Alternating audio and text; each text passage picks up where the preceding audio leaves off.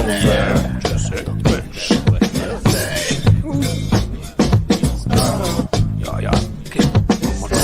la pista, dejen pasar el artista. One more track of the Koala Gang en la lista. En el pedo no soy el último que se alista. Canción tras canción, la misma meta a la vista. Les duele el colon como día de la conquista. No mumble, I walk that shit since got tequila. Bring me Jimmy Finger. Baguette of roast beef en la mesa. Jump like a froggy in your porridge tassa. Starting Disney, yeah, some finest ganga. Don't mock my accent, brother. It's feeling with cheese like Ramon, you gotta know. If I'm comic bags, fuck everything like the governor. Say Peter, you know, I don't choose Twitter, rather I prefer listen my bro flying, not all that Moscow, this shit maker. The world fit better when I come like a peacemaker. To make some connection between beat makers. I just studied, I said that, but the clock not left me. On this game, I'm a worst enemy. Let the crew push me to not stop with some support. Shout out to all the helpers who say my ass on the body port. Season 3 reloaded like an auto Glock. Reloaded like an auto Glock.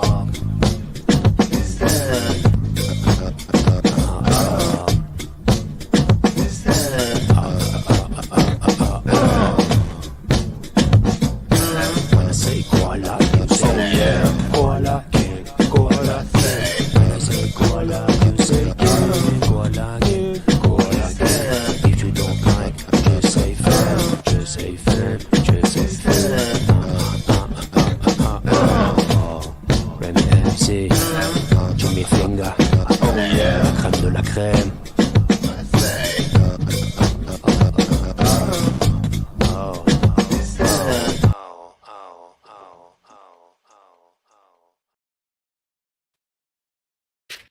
Hello, and welcome to the Koala Beatcast number 102 with me, Danny Sugar, also known as Funk's My Name, and joining me is the baby you'll love, the Gerb. Hello, It's the everyone. Gerb baby, Michael It's the Gerb Gerber. baby. I'm here. How are you? I'm good. How about yourself? Yeah, I'm pretty good. Anna's Awesome. off on a trip somewhere overnight, so I'm here alone with a dog, just for last night. So she'll be back later. So What's interesting is that my wife has actually gone into Manhattan tonight with my stepmother, so I'm home with my son alone tonight as well. Cool. Well, Bachelors. It's bachelor party. And what do the bachelors do when they've got free time? They hang out and listen to music. Yeah, well, and they bark a lot. One of them barks a lot. So the only thing is, Koala Gang, is that at some point my dog's probably going to go nuts, and I'm going to have to mute myself, and poor old Michael's going to be stuck here on his own. So if anyone wants to jump on the stream and hang out with us for a bit, let us know. We can send a link out. And if you do choose to join us on the stream, we can actually move your track up the list and play it while you're here with us if you don't want to stay forever. But you're welcome to stay forever. Either way, it'll be cool if someone does want to join us for a bit or for a lot. Yeah. Got anything to add, Michael? Well, I would love to have somebody come up here and chat with us. So if you guys are up to it, definitely consider hopping on. And I love the idea of people coming in and talking about their track or what was going through their head, either as an introduction to the track or after the track. And if you guys want to stay on and chat with us a little bit longer, you're more than welcome to. So I'm gonna I'll continually put the link out on the chat. And if you guys are just feeling up to it, just click on it and join us. All right. Yeah. And if we, so we'll just put anyone on that comes on. And just to reiterate, for people who are on odd time zones like Asia or Europe, this is the perfect opportunity for us to just, streamline your track right to the head of the queue, listen to it, maybe chat for us for a few minutes, and then, get on to bed, which we totally understand. So we want to give you priority if you want it. If you want to stay and enjoy the rest of the show, that's great too. But, we also totally understand if it's, very late on your time. If you want to hop on but not be fast-tracked, in case for any reason you want to be not on when your track plays, we can also do that. So just let us know. I have not. I think there will be some extra submissions coming throughout the show, which means I am going to probably have to hop off the stream and leave Michael to talk on whatever. So if someone wants to join, let us know. Yeah, and just remember that when Danny is downloading a track, he doesn't want to be streaming because it just can disrupt the stream. So we're gonna have to wait and fill time. So that's more reason for you guys to jump on and chat with us during that time. Yeah. All right. So, welcome to everyone that's here. I can see Mark Campy. I can see Soviet Villain. Even Marek's here. Koala la la la. Who else? Too Heavy. D0. Everyone. I'm not going to call everyone out. Yeah, we got a lot of great people on. Rushi is here. She's just submitting, so that'll be one that'll leave Michael stranded. I think as punishment, she should probably join us on the stream. Totally. And until then, let's see if I can actually get this stuff working again. It's been a few weeks since I've done it. So let's start with Chin Chin Ray. Awesome. Let's go. Followed by Emmy's band. I've gone in order of size, but instead of going from large to small or small to large, I'm going to go one from the top, one from the bottom. So shuffle them up that way. Love that idea. Randomize the playback. So we're doing two tracks in a row. Yeah. Oh, Flying Arepa has joined us. Awesome. Hey. Hi, Aldo. How you doing? How's it going? Oh, am I on? Wow, that was quick. Yeah, you're on. That we are quick. I'm doing great. How's everybody doing? Let me turn down the TV. Really great. Yeah, we're good. Yeah, hey. Do you want us to play you first, or do you want to go after the first two we were going to play? No, I'll go after Emmy. Let's have. Okay, cool. All right. Well, let's play a couple of tracks, and then we'll come back after that. So sounds great. I'll try and remember to mute myself so you don't hear me tapping on the old keyboard. Rock on. Who's first? We're doing Chin Chin Ray. Chin Chin Ray, and then Emmy's band. And then Emmy's band. Yeah. Make digital noise. Right, let's go.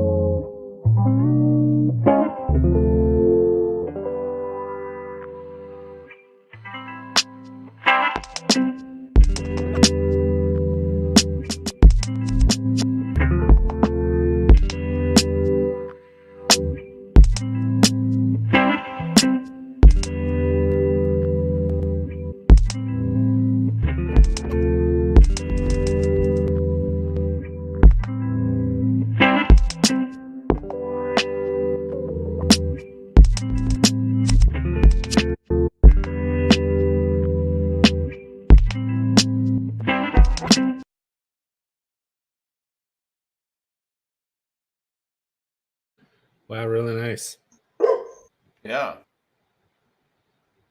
And the dog starts barking, and the submission starts coming. So do we do Emmy or Chin Chin first? Whatever you like. I don't know. Go for your life. Chronological. I think because it's a group, Okay. we read very well. Like you're in a party, and then you can. Yeah. I'll just mute myself while the dog barks. Okay. Yeah, go for it. Okay, so chronological Emmys.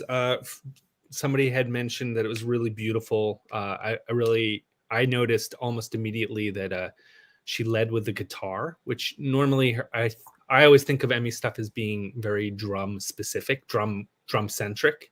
So this one was like the drums supported the actual sampling stuff that she had done, and then she had that tempo change, which was really, also really beautiful. It completely changed up the vibe, but then she brought the drums forward, which was like really her style. So I thought it was really it was different, and then brought us back to what she normally is really good at. So I thought it was very well executed.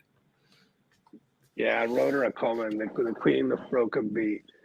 Yes, but she is really great with her drum programming and her flow, and there's changes, very very articulate and like reminiscent of the best Brog, which I'm a big fan from way back. And Chin Chin, of course, I was just dancing and bopping all throughout. That was total party music, and it's cerebral at the same time.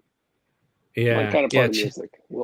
Chin Chin always brings the fun, right? It's like I'm always wondering what interesting sounds he's going to add and pepper it in, and they're usually surprising, which is what I think personally brings the joy for me when I'm as a listener, because I'm like, oh, it's another Chin Chin track. It's going to like bring me, so much pleasure.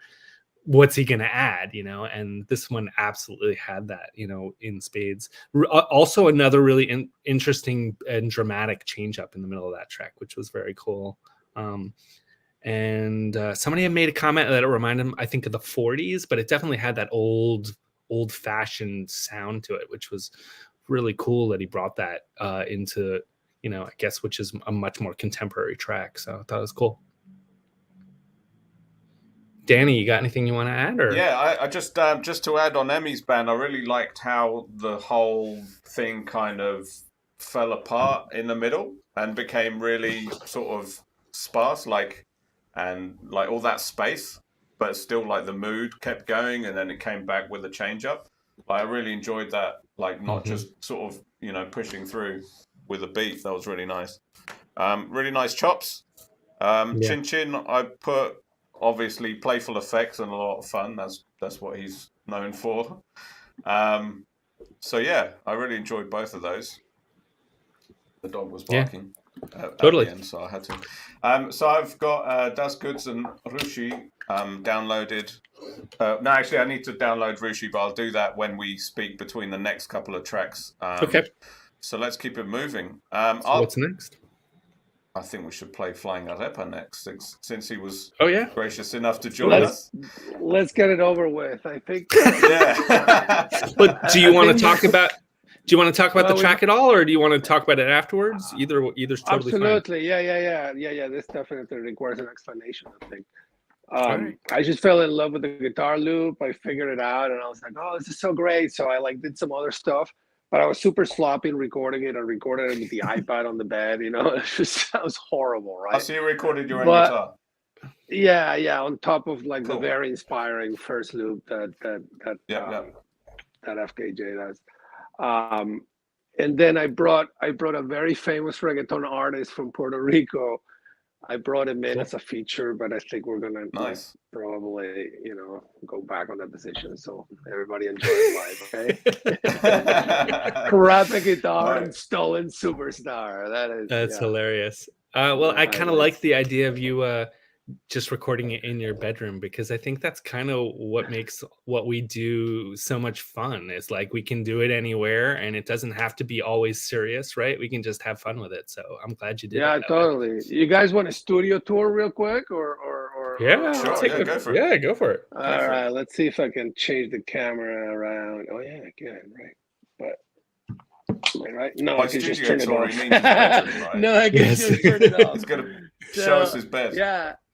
Yeah, right. Oh, yeah. That's the computer with the monitor. That's the window. It's raining horribly, as you may have heard. There's some books to make me look smart. You're in the LA area?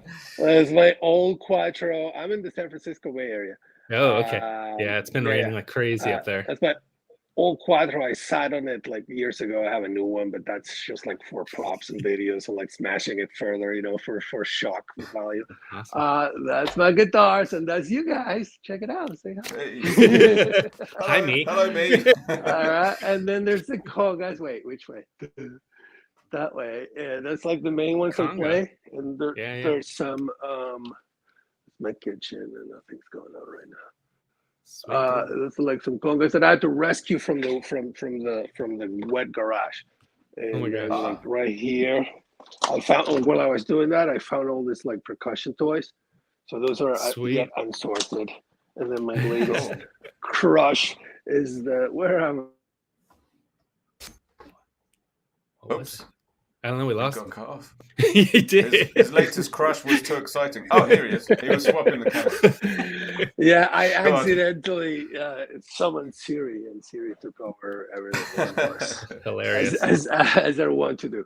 Anyway, yeah. Let's stop. Cool. All right, let's go. Who else are we gonna play? Flanger Rip and who else? I've got Pan lined up after that. All right, great. El Pan. Let's go. Oh, just to clarify, am I doing the full screen thing or are you? Because we kind of like would. I don't. So it wasn't that we conflicted. It was that I felt like we were displaying the wrong thing. We were showing all three of us. I thought we should have done either the one image with us on the side, or we should do full screen. Either's fine. Well, full screen. But what happened was I was trying to make it full screen. I was trying to. Oh, hello. No, seriously. Is this the third person to go on? No. He's pouring a drink, man. I thought for sure. Oh, yeah. It's all good. No, we have a tradition. We have a tradition. Let me show you around my studio. Here is my portaloo. We've had two other people use the toilet during the show, so it did sound like that. As I was feeling it. I'm like, the beam forming. All right, let's just go and see what happens. Hey.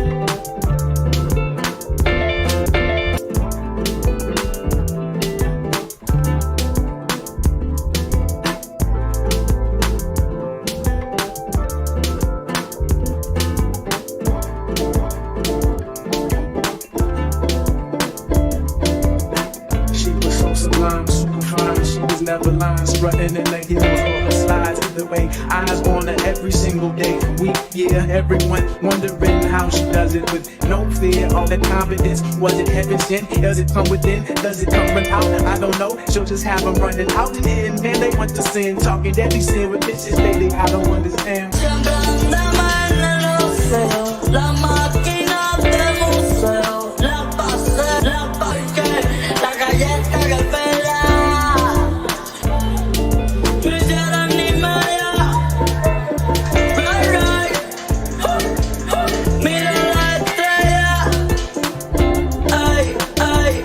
Pasa y no se detiene, ya me estoy poniendo viejo y ayer era un nene, ay, los problemas van y vienen, ay, pero esto es lo que me entretiene.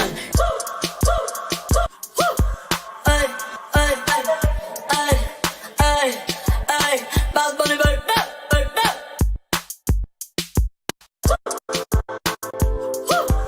Ay, ay, ay, ay, ay, Bad Bunny, baby.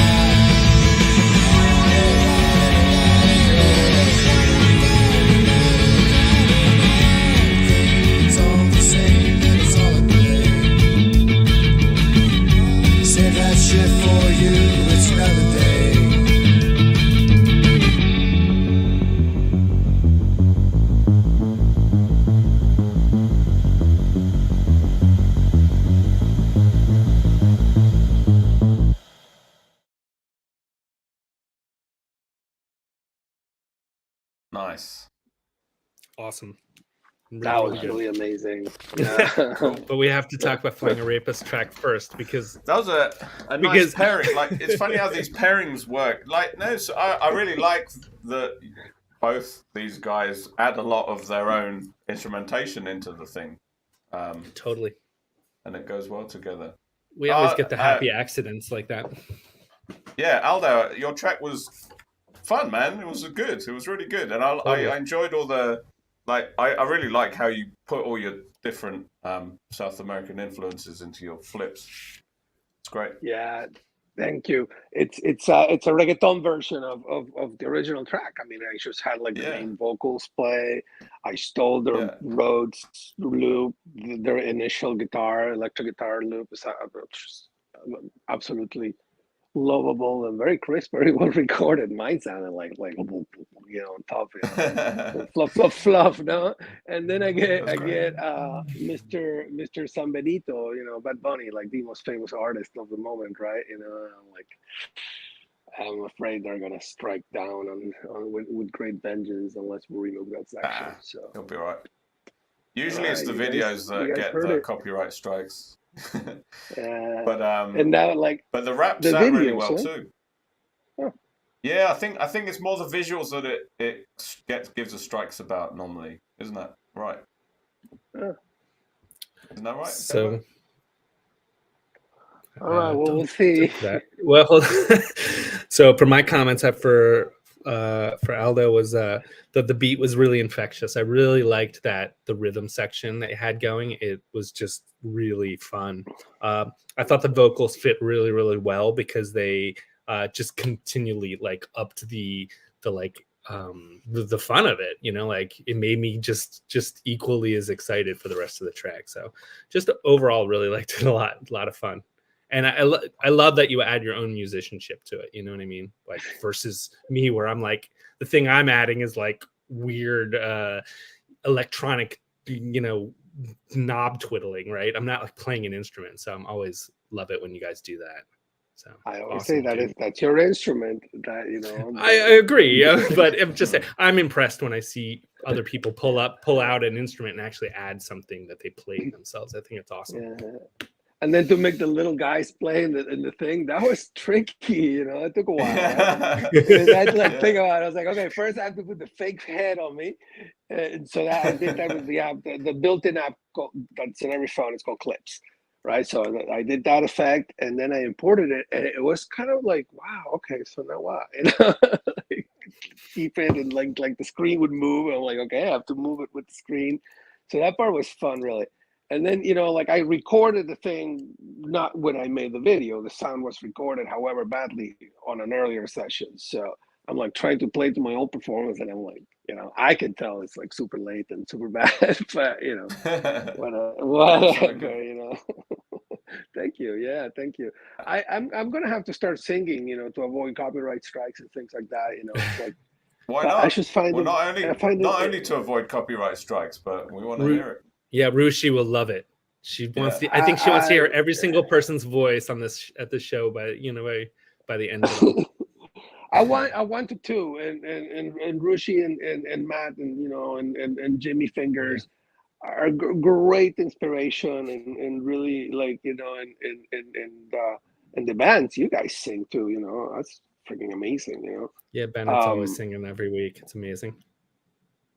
So I'm self-conscious about it, let's just say.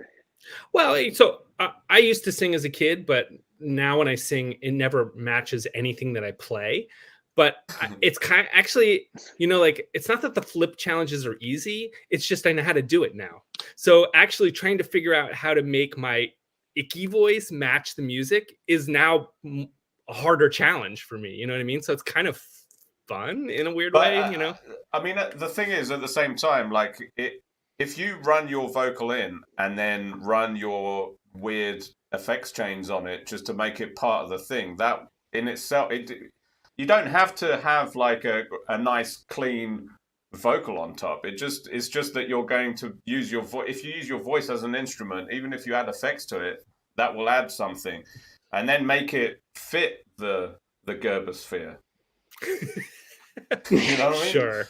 But anyway, let's In other move on words, to Pan quickly. write good poetry and perform it while not Yeah. sucking. Okay. I mean, all I'm saying is very often I feel like my voice sounds awful, like really, really bad. And, you know, I think it actually was conversations with Bennett who explained to me, Campy, explained to me, like, most people's voices sound trash. Like, the way you just have to push through it by adding effects and doing things to it, cutting out parts. And, you know, there's only a rare amount of people that really have beautiful tone and sounds amazing. Most of the rest of us are even just people, I mean, anyway.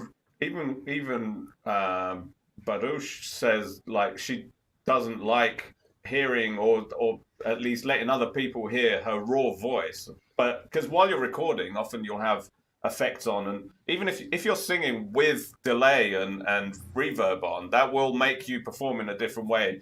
Like, just hearing yourself sing in the room to a mic, you know, into your phone without headphones on, yeah, obviously that's going to sound awful, even if you're a pretty good singer. You know, above a certain level, obviously you can sing well and you know it, but even if you're a bad singer, I think if you dump a bunch of effects and you can hear them while you're recording, then it will just drive you to use your voice as an instrument. Oh, so I actually add the effects afterwards, but I've contemplated adding effects while I sing, but I always worry it's going to add even more delay. There is a slight delay even when I drop the settings on when I'm recording, and that can throw me off. So I'm reluctant to add more, but well, I just order the new Roland little battery pill power thing, you know, the ARA something vocal vocoder, magic encoder, super looper duper whatever. You know, I'm gonna go back to this and flip that phrase, but anyway, yeah, I'm gonna order it. I'm gonna order it soon, but first, I have to take some care of some legal matters. I have to renew a certain travel document. So, you know, anything to say about Pan quickly before? Yeah, well, all right. So we're going to jump to Pan, but before we jump to Pan, go on. Sorry, Aldo, I was gonna suggest if you really are worried about your singing, maybe contemplate a more talking style, which has worked for a bunch of people on the show. And I actually did that on my last track. I sang talk, you know what I mean? I kept it all at a very same note and just sort of did a little bit more of the rhythm. You stalked? Stalked? No. Stalked. Oh my God. Yeah, I stalked you. Yeah. All right, let's move on to Pan. Pan. So the vocals, I just want to keep encouraging William to keep singing, because every single freaking time he does it, I love it.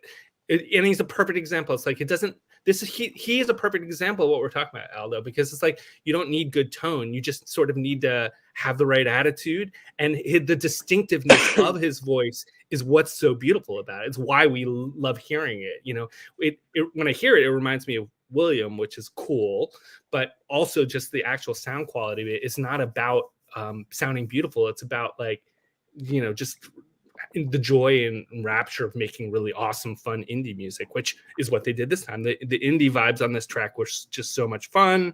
I really love the synth sweeps. It was like in the background. It wasn't in the foreground. I thought that was a really nice touch. And that rolling bass, man, that rolling bass was just so fucking great. Beautiful. Yeah. I got lost in that song. It was so amazing. Yeah, so good. Like a throwback to the 90s indie scene, but it's just so fun. I mean, they knocked it out of the park again. Totally. Yeah, it's something I would have seen in a bar opening for like Sonic Youth or something like that. Yeah, so totally. True. Yeah. Cool. All right. Well, let's move on to a couple more. Next up, we've got Pete Sasquatch. All right. Cult Daddy. Who's thoroughly against Cult Daddy. Approach. And sample the world. Because he does it. That's why he's making a joke. Pete's totally the singer-talker sort of style. All right, we'll be back after this.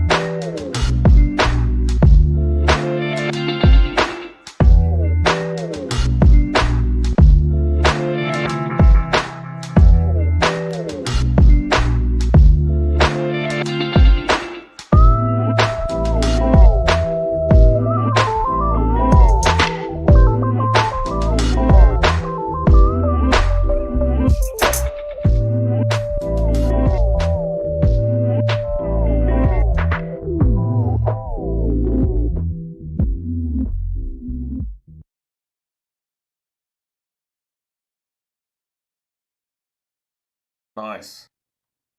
Was that little synth thing at the end from the original? I don't know, and I wondered what it was myself. I was like, is it a guitar? Is it a synth? It was incredible. I Did don't he know. play it What's on it? guitar? STW is saying 100% from the track. Okay. Oh, wow. 100% Okay, from cool. the sample this week. Yeah. That No, was did dope, he- man. Very And well. it was a really nice pairing, I thought. Like, I got the impression from Pete's submission that he just hates the original. Oh, that's funny. Just because it's like the anti-cult track. It's so like clean, Huh. minimal, and like just super like clean. I think he went extra crunchy with it, which I don't know if really you guys enjoyed. understand, but like I would never listen to any of this music. There's been like 2 tracks in the 100 to 102 weeks we've done where I was like, I like this track. Like, or maybe I'm exaggerating. Maybe it's 5. Maybe it's 5. So like, I don't like any of them. It's not relevant. I feel bad for Pete, but like, come on now. Does it matter? It's not about him feeling bad. I think it probably drove him to like make it extra grimy. I mean, I think he would make it grimy no matter what. I think that's yeah. I mean that. So the word I wrote down for Pete's track was I got it wrong. He fucking loves that smooth shit. And he's been misrepresented. I wrote down the word corrosion. I mean, it just felt like he had just kept slathering things onto it until it was no longer the pieces, or it was like parts of the pieces. There was like really excellent feedback and stuff. Oh, that was just sort of just on the verge of breaking, and really for me, the most important thing on the track actually wasn't any of the things we described. It was actually that the beat. There was like a beat going on in the background, and that beat was just, it coursed through the entire track and had me interested, the entire way through. So just really good. Yeah, that was cool. Thanks, Pete. It was awesome. Arepa, do you want to say something to Pete before we move on? It was a total cult classic, is what I want to say. Yeah, cult classic. Waiting for that drop. I was like, oh my god. It's like you're being driven to this party against your will, and then you get there. And against your will. To the cult party. Absolutely. That's well put. And then it's like, but I think it served as a great intro for Sample the World, who like retained the sort of vibe, but actually made it more chunky and crunchy and dirty with a like distorted drum break on top. I really enjoyed Sample the World's I think version of this too. I think I can officially say that I think Sample the World stuff is most consistent in my mind. I mean, I'm not saying it's reality, but like when I think of week to week, the tracks that are put out, I just feel like I almost invariably love something about Sample the World's track every single week. And like this week was a perfect example. It's like the things that he peppered in there and the sounds that he added just worked so well for the track overall. And like all of my notes are like these individual sounds that I heard, and I was just like, oh my god, that's so cool. There was that up and down legato sort of sound that was like just wild, and that guitar funk solo at the end was just so cool. I mean, there's just a lot of really, really beautiful details. You're doing amazing work, Jason. You're like really talented. Remy's in the sidelines saying, "Let's go for more." So I think he wants us to keep it short. All right, let's move on. Top of the world. That was excellent. Let's try and keep our chat to a minimum, because we're already like 45 minutes in, and we've done about 5 tracks out of like 35 or something. Okay. So let's go. I'm going to play a couple of audio submissions. Hopefully they work. We've got a new visualizer submittant. Oh, okay. Young Link. I don't think he's submitted before. And then it's young Link is my assumption. YNGLMK. Which could be like a Legend of Zelda sort of reference, possibly. It is, I think, know. because his picture from the email. Got it. Okay. Had Link in it. Little Link. Followed by Vomito de Cane, our new Italian friend, who's submitted a couple of times now. Wait, is he Italian? A little correction. Vomito di cane. Oh, is it? Vomito di cane. That's how you say it. Yeah. I didn't know that. All right. That's good. We have a cultural. Yeah. Vomito di cane. At the shade. Vomito di cane. Yeah. Dog so we go Vomito di cane. I love it. Is he throwing up on the dog? Too, brother. Yeah. Throwing up on the All right. dog? What does it mean? The dog ate some grass and he puked on the rug. Dog vomit. All right. Vomito di cane. All right. Let's go. But, hey, let's go.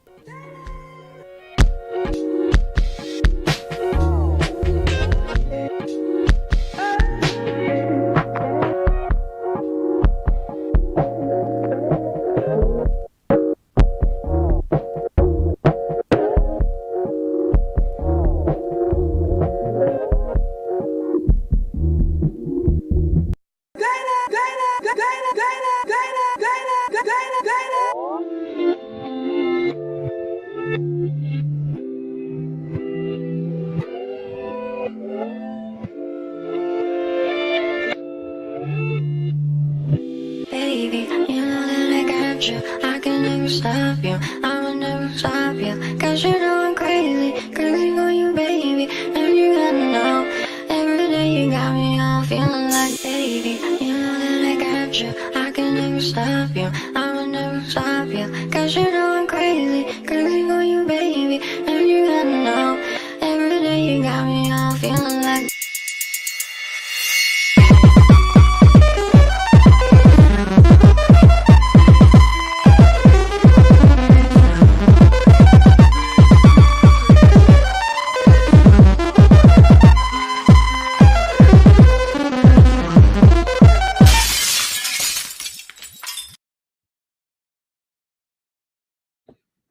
Wow.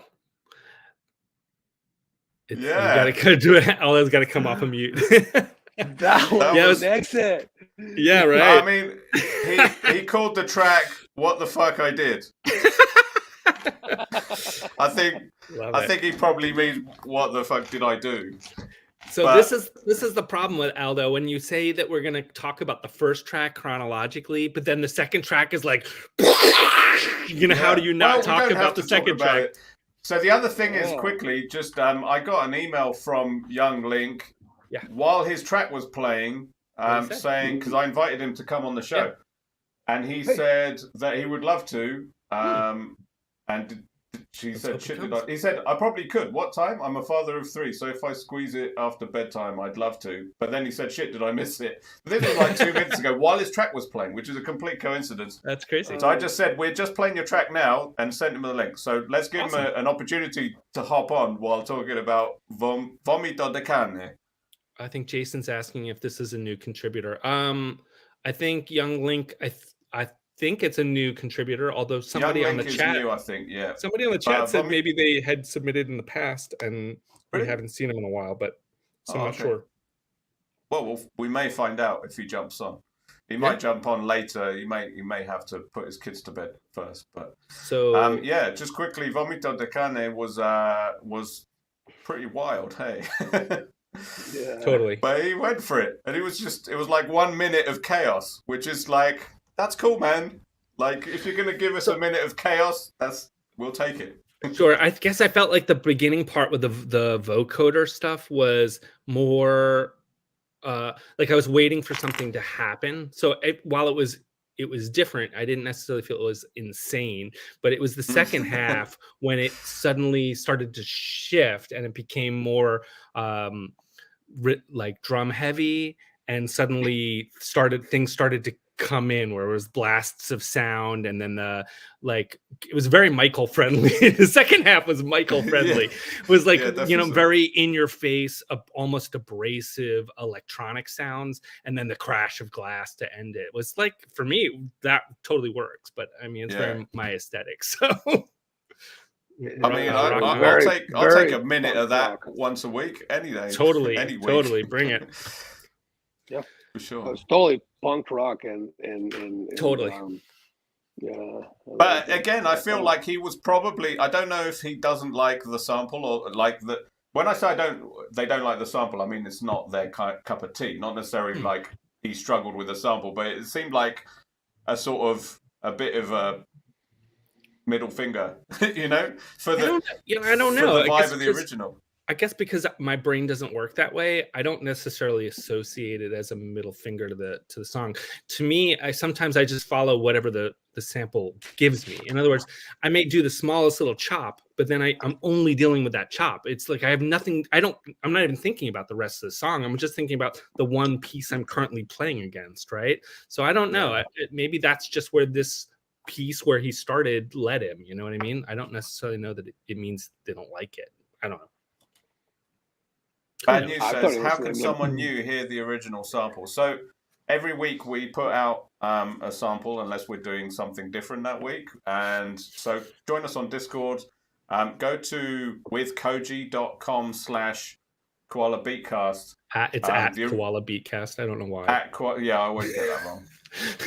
withkoji.com/Koala Beatcast. Yeah, if I can bring it up, I'll paste it into the chat. Yeah. Okay. So let's have a quick chat about young Link, who we don't know whether it was his first submission or not, but I really like the vibe of it. He may not join us in time to catch this chat, but yeah, he might join us after. I want to ask him about the use of the vocal sample. You got like the sweet which I identified after the speech, like the rapping part that I isolated. Came this and I just couldn't work it in, right? And he worked it in for the two of us, man. Like the outro of the song is just the voice going. Yeah. Which I thought was great, and a great lead in to I'm sorry to bring it around to Vomito, but yeah, it was a great segue. So yeah, great track, young Link, and I don't know, I have bad memory for and there's been an influx of new talent in the last couple of weeks in December. So if you are not new, then welcome. Yeah, I'm not. I don't think I've seen him before, but I might be wrong. Yeah, I haven't seen him on the Discord. I've been chatting with Vomito quite a bit on Discord, so I'm like, he's been very active, which is awesome. So I'm very happy to see him contributing. Cool. Youngling's track. I got a bunch of notes on this one. First off, it came across like really smooth to me, like really well done, and not a lot of like hard edges to it, and which was really nice. I did think that the saxophone like stabs and the voice chops were really just very entertaining and enjoyable. And I really liked how it was unexpected. It was almost like the structure was a bit freeform. Like I didn't hear like 4 bars of this, 4 bars of that, 8 bars of this. Like it was more like it kind of went in and out of different places, and I think that was really creative. I really enjoyed that a lot. Kept me on my toes. Yeah, that was cool. All right, well let's move on. We've got beautiful video too. He had a really cool video. I think the video was actually my cousin's. Well, I really liked your video, Danny. Yeah. I need to send you that for the VLC visualizer that I'm playing audio things through. I can make all of my videos using that. Yeah, maybe. All right, we've got Grimbacore followed by Rhyming on the beat, so let's go.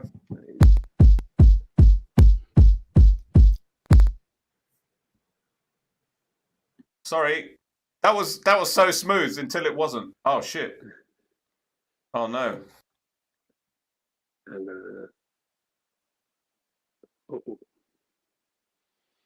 Can you punch him in? I don't have OBS. Oh, there. Am I back? Go mute. No, your voice is okay. back. Right, hang on. But, right, I'm back. Yeah, your video. Sorry. Yeah, So I was just saying that was so smooth until it wasn't, and then I tried to correct it, and OBS crapped out on me. So we're back. Let's start that again.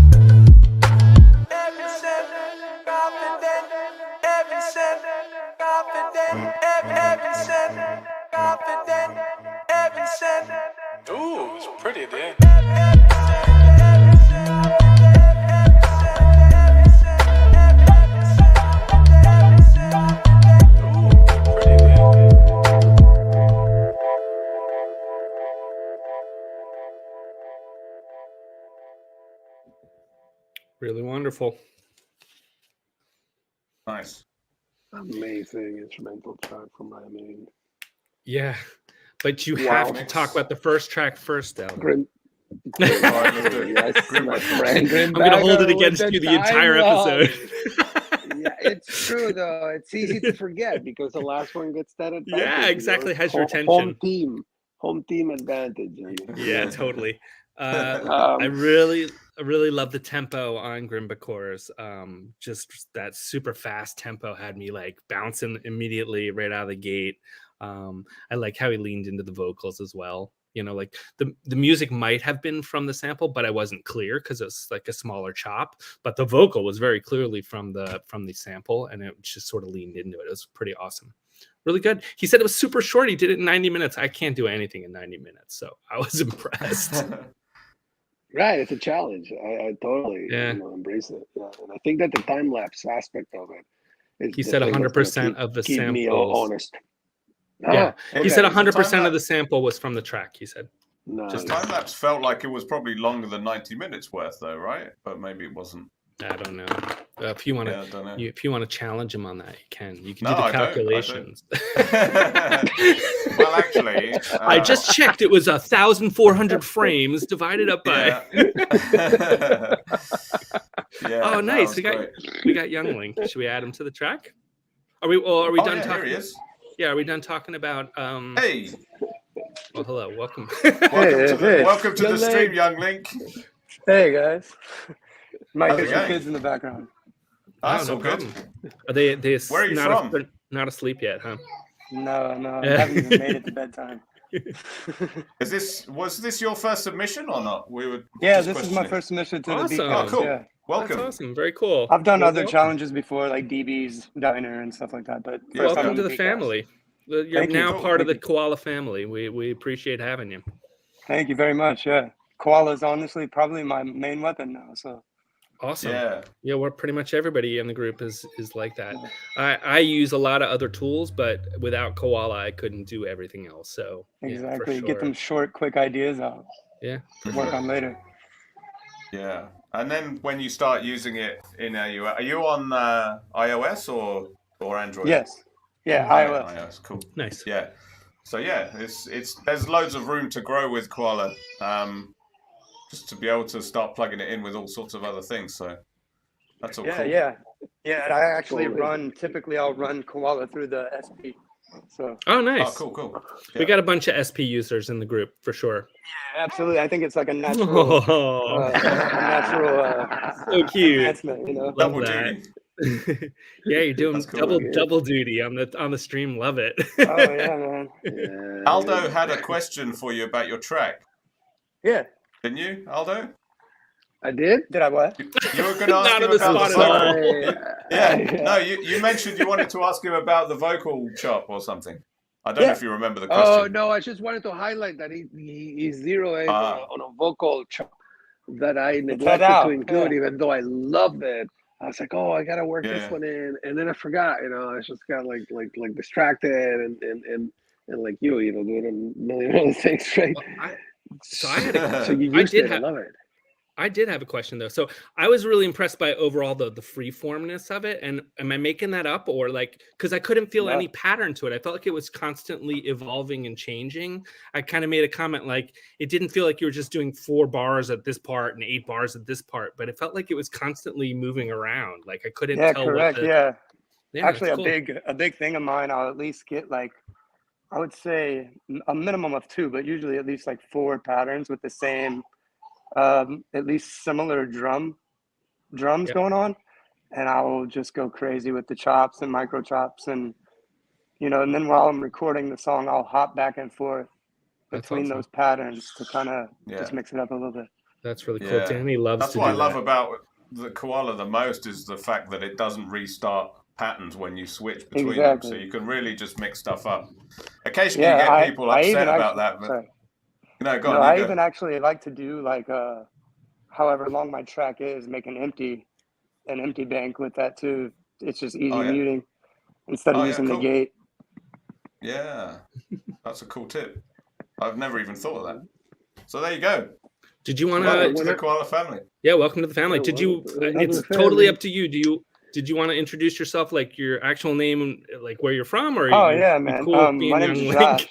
My name's Josh. Josh. I'm Young Josh. Link. Young Link, Cool. and it's usually 2 underscores on all my socials. Awesome. This is the younger Link. Link. And Is that Link or is it Zelda? no, this is Link. Oh, Yeah. it's boy. All right. Yeah, I do have 2 Zeldas though too. Oh, so nice. I'm full-time duty, man. Yeah, man. Awesome. But yeah, I've got a couple Cool. tapes. I've got a couple remix tapes. So yeah, if you guys want to find me, I've got plenty of content out there. Yeah. Where Well, are they? On Bandcamp? Yes, sir. okay. How about Instagram? Definitely. Instagram, All right. Young Link 2 underscores. There's no doubt in my mind that Joey on the stream will find your Instagram and paste it in Yeah. the chat for us. Yeah, we'll put I it w- on the screen shortly.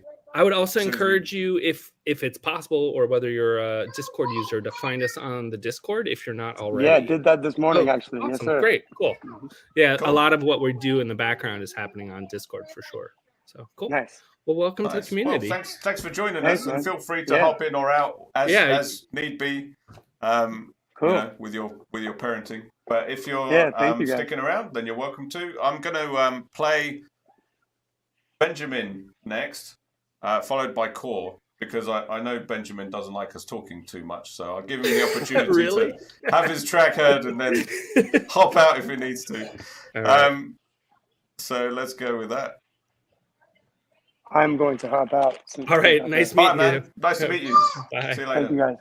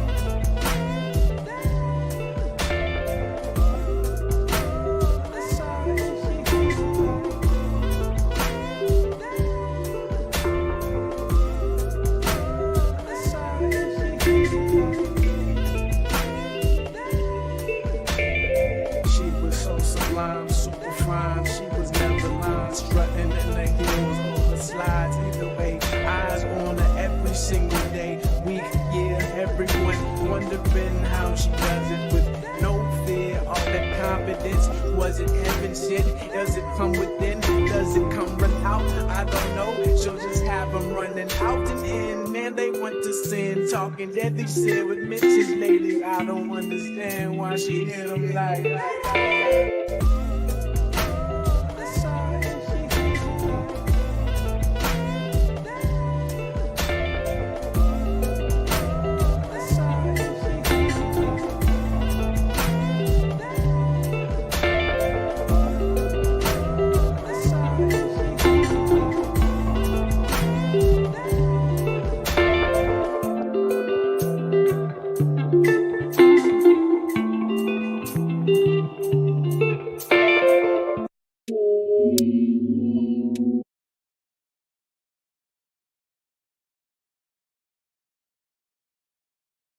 We're back. Voila. Hey. All right, people. I keep doing something weird. You guys talk for a minute. Okay. Okay. Benjamin, great cuts, man. Great plays. What do you think, Michael? Chops were really interesting. I thought for Benjamin, it was actually really a different style. You can get caught up listening to the piano and the synth work that he does and think, oh, this is very much like a typical sort of be jamming track. But if you are kind of paying attention to the actual part he used in the sample, I felt was actually an interesting different style for him. It was like a little more broken up and a little more stuttery and broken beat, which is I thought was really cool. I mean, it allowed him a new landscape to play upon, which was really cool. And I like the variety of the sounds too, like the synth and the piano. They just played off of the actual sample really nice. So what it you would wasn't expect. whole hog, like it wasn't 100% samples, right? He added to it. Because that piano was like, I can pretty much say with 100% certainty that B Jammin adds a certain amount of playing of instruments almost every single week. I would be really curious if he was on the chat, if he was to tell me that he sometimes only did like digital stuff, but I feel like he almost always tries to add a little bit of musicianship of like an actual instrument, I should say. I read, I think, on a sample like chat that he was struggling a bit with this one just because he likes the original so much. And it's really something that you would typically listen to. And I think it's definitely like, I find it more difficult to work with samples that I actually do listen to and enjoy. Like, because it's like, you almost don't want to step on it, you know? Yeah, I've actually had that. I've had that experience too. The few times where I liked the track, I remember the first time it ever happened, Eyal had put some like obscure Japanese like electronic song on, and it might not have been it might not have been Japanese. It might have been like Norwegian or Swedish or something. It was something I'd never heard of before that was electronic and contemporary. It was like very modern, and it was so in my wheelhouse. I like literally didn't know what to do. And it's up there with one of the worst tracks I've ever done, just because I was completely like confused. I didn't know what to do with it. So I totally get it. Yeah, I remember B Jammin said on the Discord, he said something like, I prefer when the track is something that's just not something that isn't music I normally listen to and like. I prefer it to be something different, which I totally get for sure. Yeah, that was dope. And Core, I thought that was interesting. Like, it was nice, all the extra. Sorry, do you have something to add there, Aldo? No. I think I said it earlier. Okay. About like how the cuts were great, and he did play the piano. He confirmed in the chat. Yeah. Thank you. Yeah, so Core, hey, Remy's out. See you, man. Later on. Sorry for all the chatting. It's all good though. So while I'm writing notes, I'm not doing any of the like sending stuff to the screen. So I apologize to everybody. No, you've been sending stuff to the screen while things have been playing. Not the last song and a half. Okay. All right. Well, it is what it is. Yep. So Core retained a lot of the original sample in there, but added a lot of like dub effects and stuff like that. That was pretty cool. Oh yeah, the core.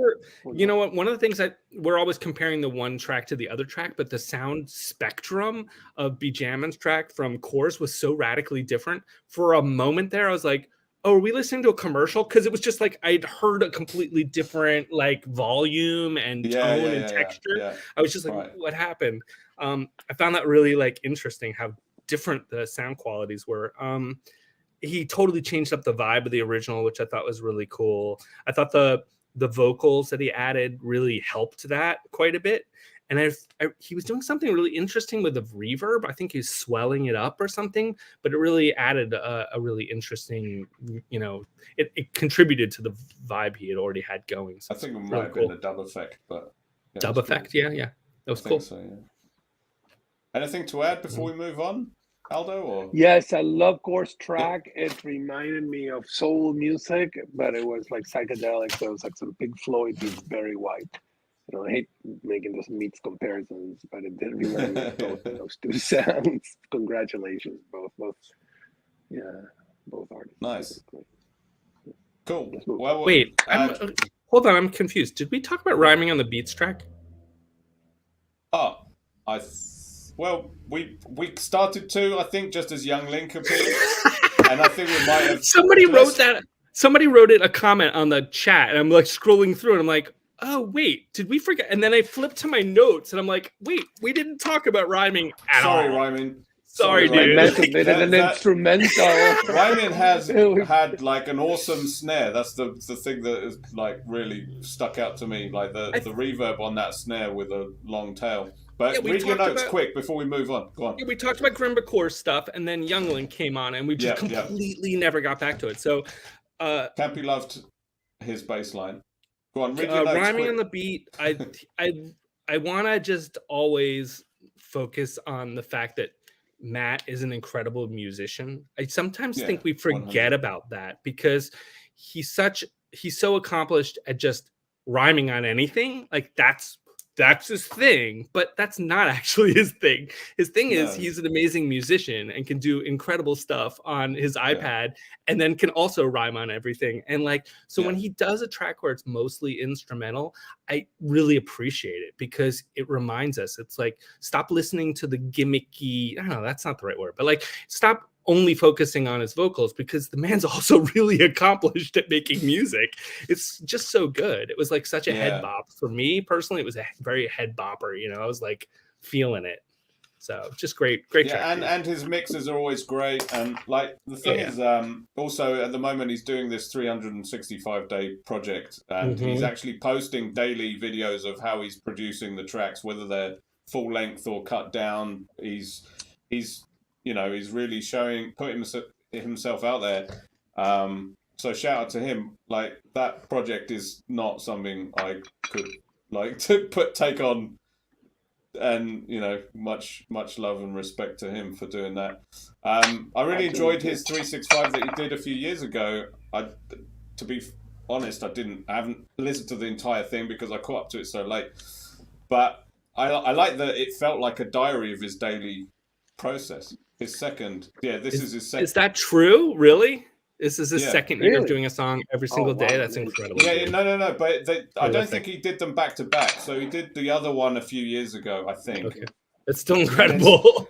It is every incredible. day. Let's just drop an entire track. It's on his Bandcamp, and it's interesting because like some days he's sick, some days he's like so sometimes he's writing not as himself, and other times it feels like a diary for that day. And I think if I did that, it would be a really cool thing to listen to, just as like reading your own diary. Hats off to freaking Jason, man. Jason's slowly working through our back catalog, right? And he's actually going through and timestamping everything, which thank you, Jason, is amazing. I really love that.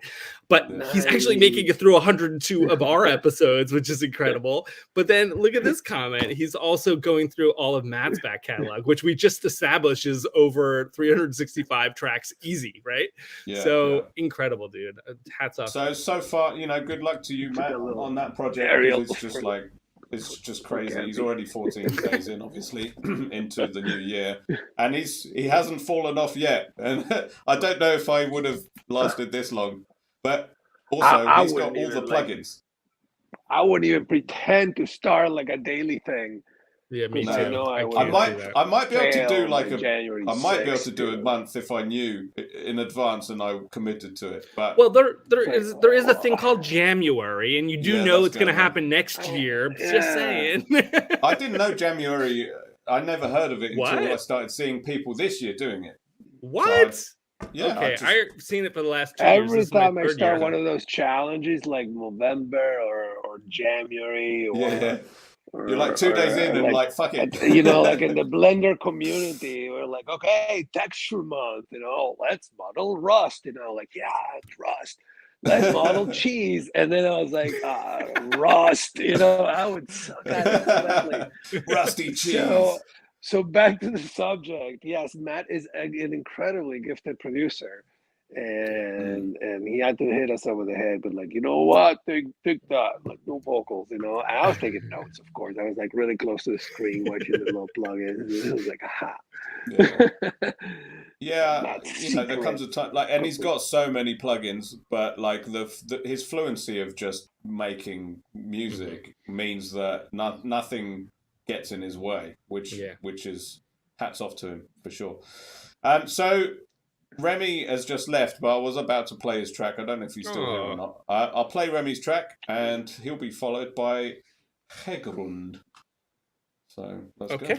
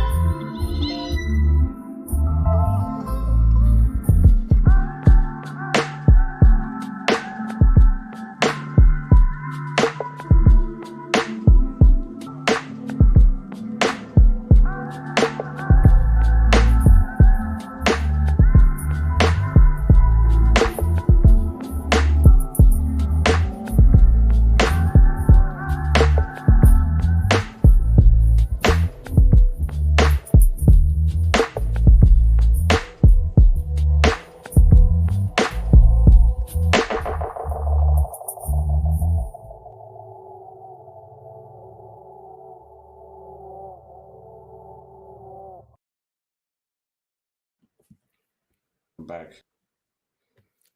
I'm resisting the urge to talk about Hegren's track. All right, go through your notes. I've just got to run and do kidding. some dog-based stuff. I'll be back in 2 secs, but you just Some chat. Bobby Yeah, no Todekane business.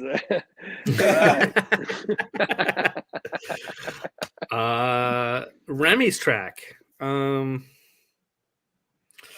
had the Sax and most guitar.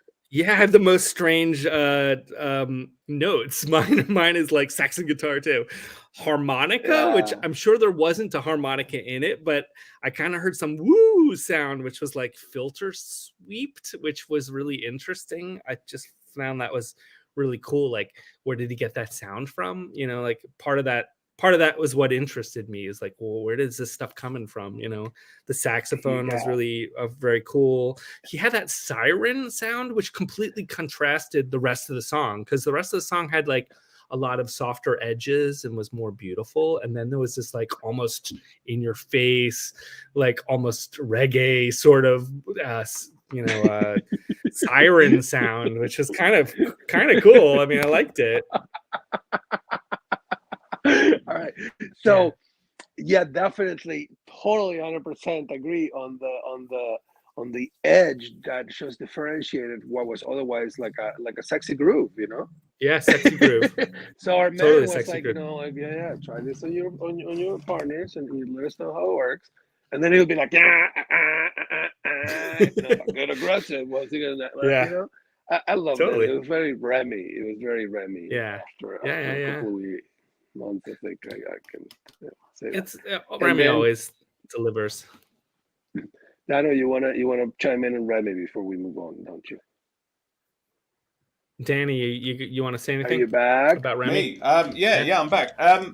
He laid a mood. He flipped it and went somewhere completely different, and it was quite different for Remy. I thought it was Yeah, really I agree. interesting. It was different for Remy. Mhm. But if you put a gun to my head and ask me how, I would probably have a hard time answering it. I think something about the contrast to sounds is what part of it. And then partly because it wasn't overtly a hip hop track and it wasn't necessarily overtly a dance track, right? I think that's probably why. It was like somewhere in between all of that, you know? Yeah. Hegrand? Yeah, go for it. Oh, Chipmunk Rushi. Soul. Yeah, I go, love it. Haldo. Soviet villain called it Chipmunk Soul. Yes, It I had that evolved into note. a very, very smooth, introspective, jam, but Chipmunk Soul just does it. Yeah, the stretch vocals. Yeah, the vocals Stretch was done it thing alone. he led with those vocals, right? Like it's out of the gate, led with it. And then, so of course, it's like the thing we all notice, but I completely agree with Soviet Philly. And that, like, when he wrote the Chipmunk, whatever soul, I was just like, oh my God, that was like perfectly spot on for sure. But I love that. I really do love that high pitched sort of shrill sound, like the shrill sort of vocals. And you can tell they're vocals, but they also almost are transformed into like an instrument in themselves. Like, is it a harp? Like, you don't necessarily know what it is, but I think that's why it's so fun, like it really, and also it just pairs off very nicely with the contrast to the rest of the track. So just really cool. Hegrand's like a master of styles, like there's a few people in the group that can sort of jump effortlessly from style to style. Like Mark is capable of that. Eyal is definitely capable of that. Pan in general is very capable of that. And there's a handful of people that are really good at it, and Hegrand's up there with the best for sure. Yeah. And the thing is though that even when he straddles those genres, he still does it his own way. Like he's not. Yeah. So agreed. Shout outs to Hegrand. Yeah. So ready to move on? Yeah, totally. I'll play a couple of. I almost feel like I've given up on like comment duty. Keep going. No, don't worry. I do it sometimes. You do it sometimes. It's fine. So I've got Campy next. I did invite him on, but he says he's already drunk, so he's not going to hop on. Not surprised. It might just make the stream 3 times longer than it already. Speaking drunk. I'm like loving my beer, and I'm gonna have to get another one. So. And Damien is too sober here, so maybe he wants to hop on. Do you want to hop on, Damien? So after Campy, I've got Metromatic. Is he new? I think he Metromatic. He definitely contributed a track last week. I want to say he might have a couple under his belt at this point, but is relatively new to the group, I would say. Cool. All right, well, let's have a listen to what Campy did. Awesome. Campy hasn't done a solo submission in quite a while. So. No. I think he did one last week. Or you know what it was? It was the gift exchange. Right. Yeah. Yep. Oopsie. Right, hang on. I'm just preparing. Okay, it should be good. No, I'm not quite ready. All right. Hey, Aldo, I had a question for you. Where are you located? You said you're in the Bay Area. Are you anywhere close to Santa Cruz, California? I'm 2 hours away from Santa Cruz. I'm a little further north. Yeah. Okay, you're north. Yeah, I've got family in that area. Cool. Nice. Love that area. Oh, it's so beautiful north of San Francisco. It is beautiful. Yeah. It is lovely. But it's, got its problems, like traffic and of course. All of California has got problems, but it's still amazingly beautiful. What's up, Lou? Oh, Campy says it's instrumental. Don't be disappointed, please. We would never be disappointed. Okay, you already broke my heart. All right, well, now we've lowered all our expectations. Let's listen to Campy. All right, let's go.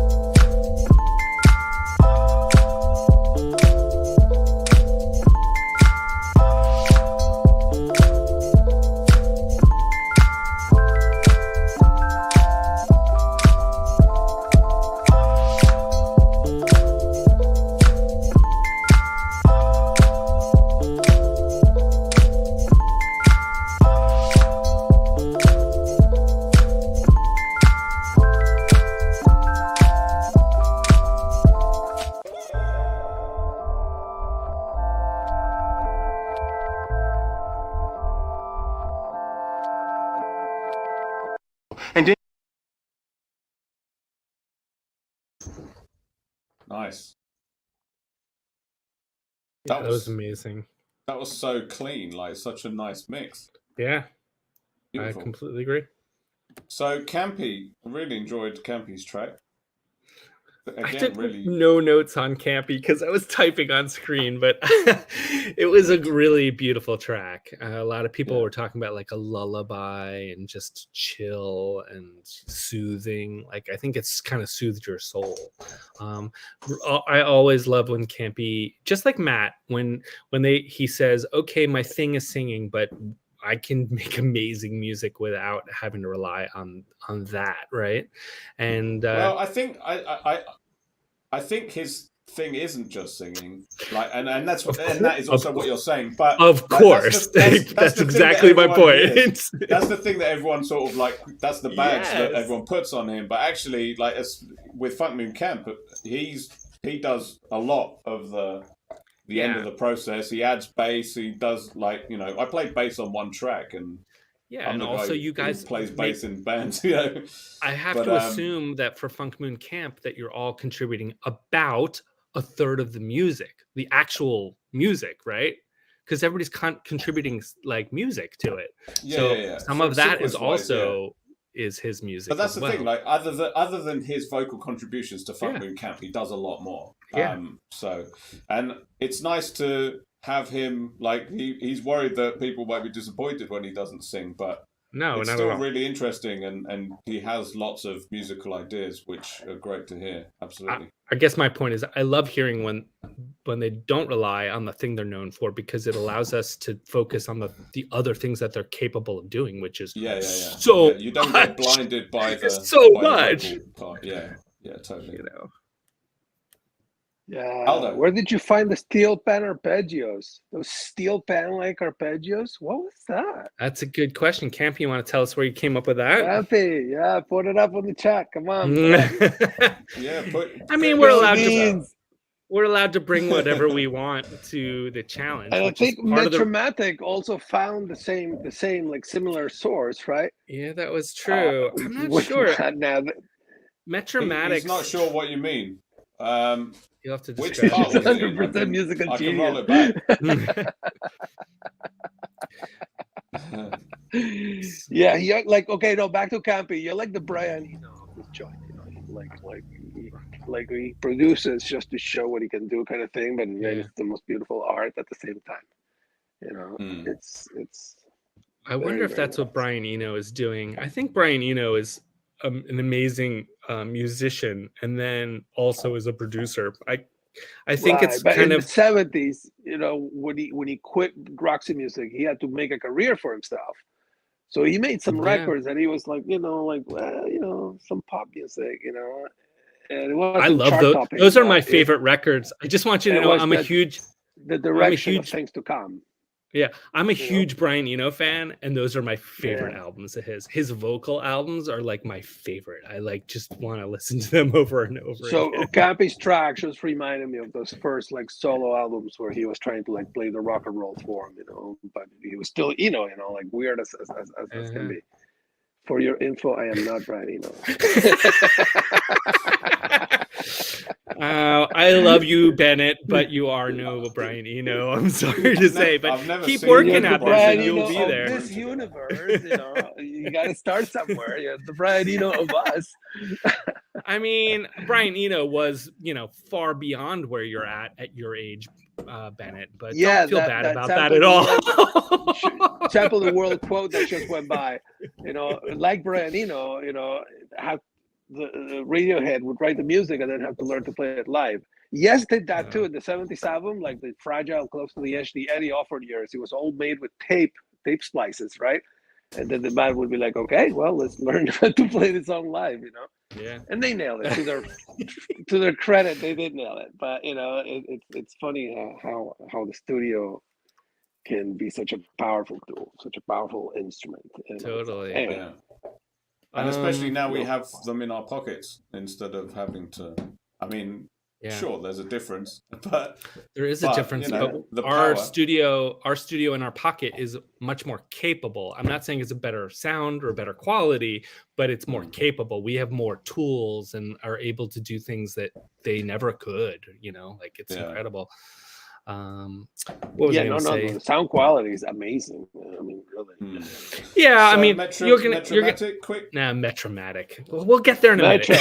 Come on, man. We're at 1 hour 40. We're about halfway through. Gadgets first, no, Metromatic. Metromatic also picked up on the piano. I didn't write any notes about the piano. That's interesting. Okay, yeah. Okay, what did you pick up on? I had so I really keyed in on the upbeatness of it. I guess the vibe of it just had me bouncing almost immediately, which actually eventually got me. It was probably about halfway in before I was like, oh, this is dance music. Like I didn't even realize at first. It was just I just was feeling the infectious groove of it, and then over time I'm like, oh, there's definitely a 4 on the floor here. This is definitely dance music.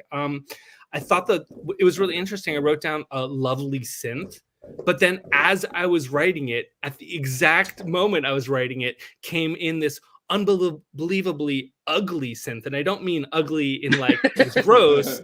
I mean like it was the contrast, right, of the beautiful synth. And that was what was so cool about it. It was like somebody thought, oh, I'm going to pair these 2 totally different synths with each other, and that's going to be this unbelievable transition to the rest of the song. So I thought that was just really cool, and it was just a really cool. It was like a chill dance track, right? I mean, like that's awesome. Love it. Just the vibe of it was awesome. Yeah, it was cool. It was just such a clean, like track, just perfectly finished. Just I could sit here and listen to it all day. For sure. Right, so let's move on quick, shall we? Yeah.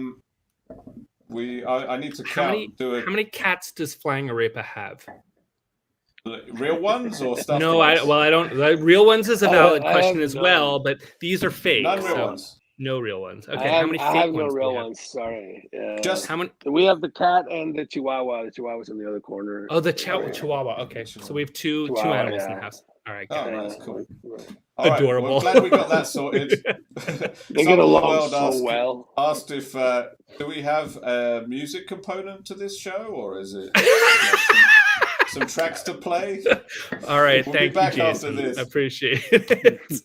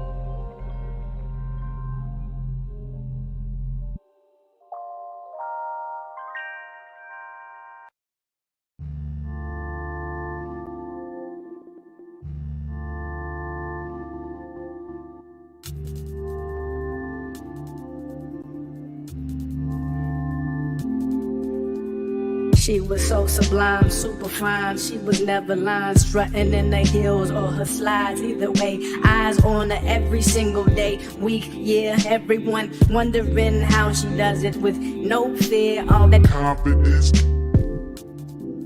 all the confidence, super fine. confidence,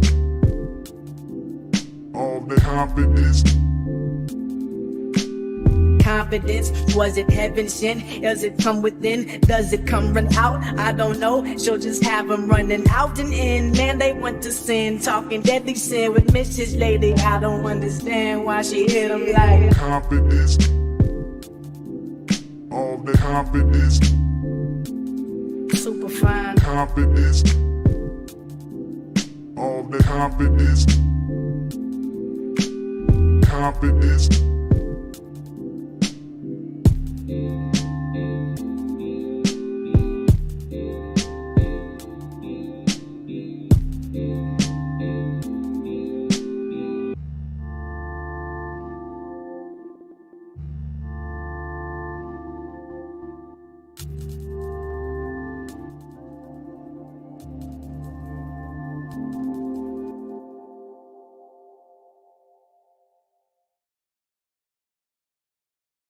Woo. That was cool.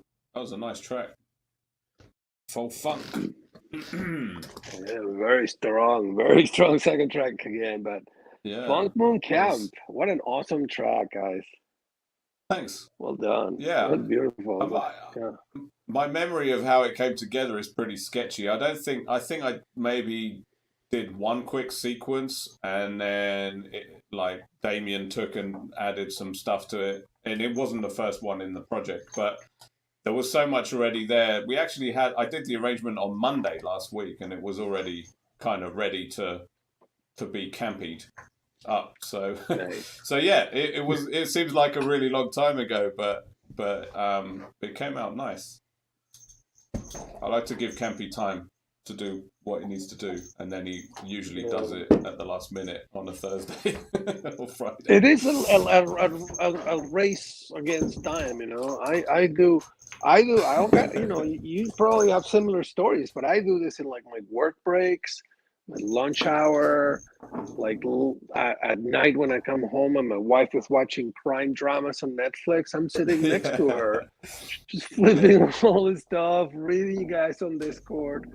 I mean, you guys have a full-time job. What can I say? But awesome track. Well, you know, this kind of music makes it worth it. I'm always aware that like I like to, because Campy's got kind of a lot to do at the end of the process. I like to give him as much time as possible when we can. Like if we leave it till the last minute, it's totally fine if he does his part at the last minute.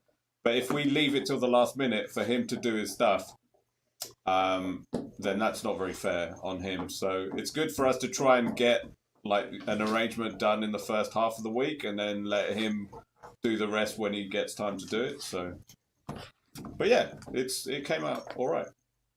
Did you hear it? Beautiful. Gerber, were you here? Working out. I don't know if Michael's just staring at the screen. He's going to make another I GIF. think he like froze, or it's like. Has he frozen? I can't tell. Oh yeah, he has frozen. Yeah. Sometimes he just has that look. You don't know whether he's frozen or not. I think he has frozen. He's very attentive. Yeah. Yeah, he is. He's just like hanging on my every word. He looks a little. Oh, here he is. He's back. He's back. Oh, He's moving. Okay. Wow. Were you faking this whole time? He did one of those. You did not blink, dude. What the hell? So I had to switch my sound source. I couldn't hear anything because I pulled out my headphones. And it froze your visuals for a while too. I think when I went to settings, it probably froze. Anyway, go on, give us your notes if you have any. Well, I didn't write down any notes, so now it's all out of memory. Okay. So Funk Moon Camp, I really liked. I mean, there's that typical sort of almost shimmery vibe that's like a sort of a beautiful like lightness to the song, which is interesting because the actual samples very often, or the actual sounds that you guys choose can often be kind of harsh or abrasive. So it's interesting the the dichotomy of the two, right? And then the vocals are almost always very beautiful too. So it's cool. It's a shame to say, oh, it's a typical like beautiful It's funk another Fuck Moon Camp track. exactly, and not. I mean, it's like But it is. I know, 58th, I think, in a row. So it's understandable that it's like it's yeah. I don't know. I mean, there's always different things, but I guess if you're becoming familiar with the kind of what the sound ends up kind of being, then that's not necessarily a bad beautiful. It was truly a beautiful track. Unfortunately, I just didn't write down a ton of notes because I was distracted. Did we hit the funk track? We haven't yet. No. So go ahead. No, for fun. Yes. That was so he good. He really killed it. The vocal just really fit perfectly on it. It was really nice. Yeah, he did leverage the voice, the same part that I focused on, but then he also picked up on some really interesting textures that were in that really, really lush, rich track. So, I would send both tracks to Spotify, but different lists. It was definitely to different lists on the meditative side, which I love. I love that stuff. So I know you guys joke about it, but I just love me some ambient, some long form meditative, jam. So the thing about the vocal track the most for me was the vocals that really just stood out for me. It was just really cool overall. It's just a cool track. Yeah, it was. It was a really cool track. Yeah. So I got another 2 submissions come in while we were playing the last tracks. That's awesome. From Jimothy Fingers. Nice. And from Luis. Awesome. So I will download those after I play these so they don't crap out while I play them. So here's AKA Dynamitten followed by Granny K. We haven't heard AKA Dynamitten in a very long time. Welcome back. He started submitting fairly recently. Like I think he had a massive break, but I think that he has submitted 2, maybe 3 in the last sort of 4 or 5. I think. Very cool. Welcome back to the show, dude. Yeah, welcome back. Let's go.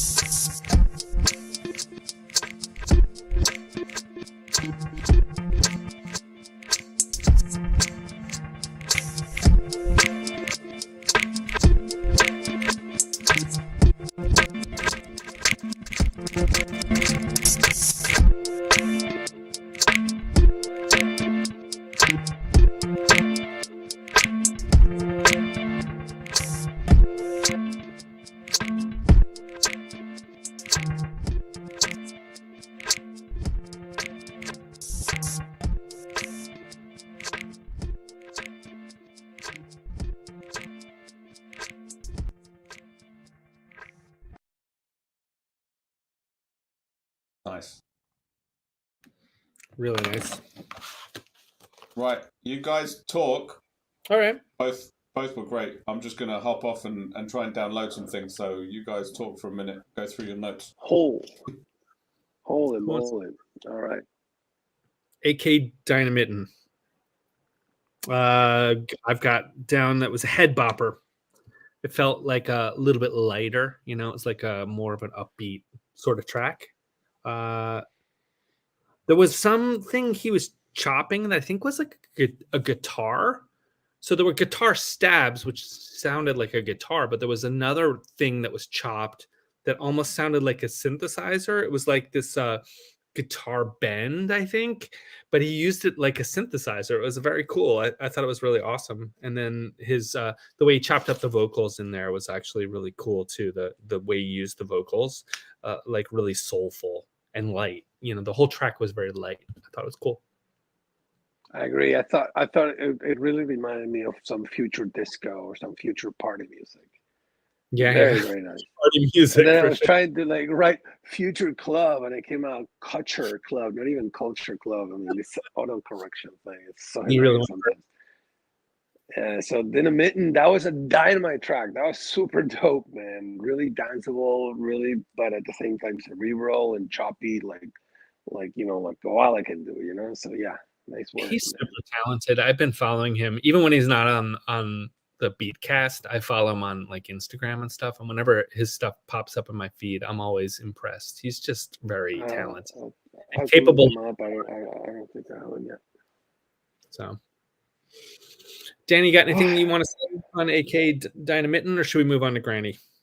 Move on. It was great, but I'm just doing some gymnastics behind here. So Yeah, no worries. All right, Carry so on.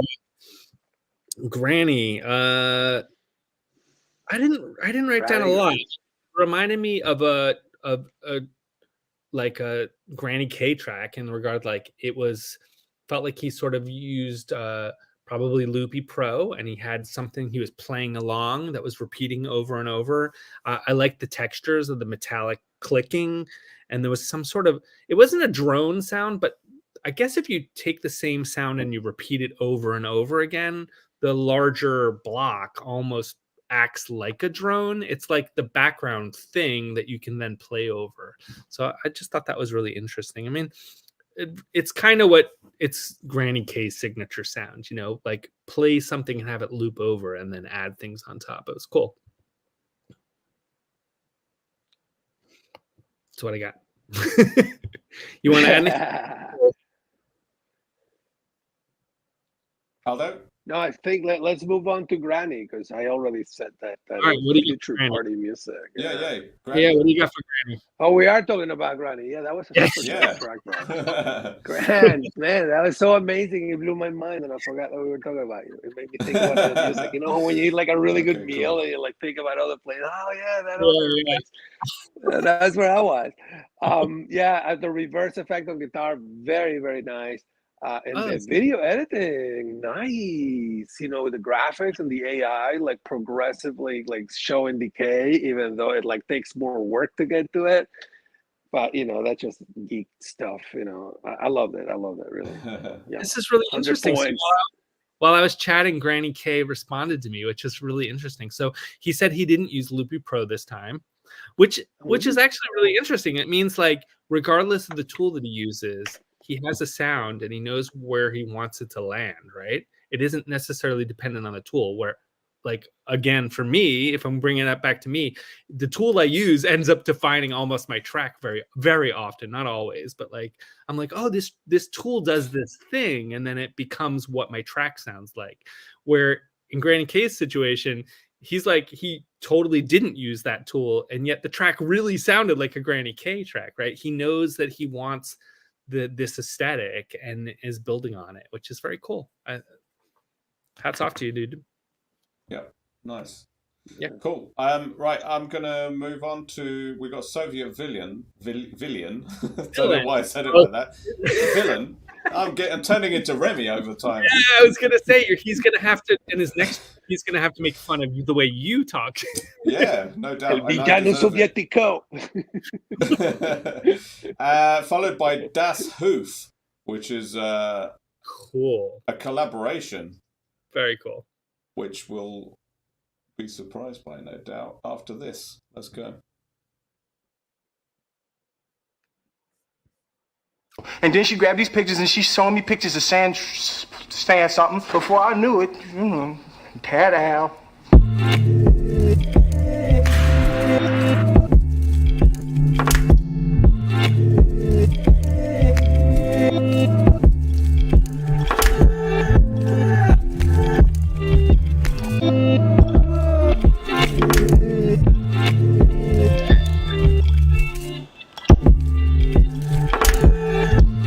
Tear down.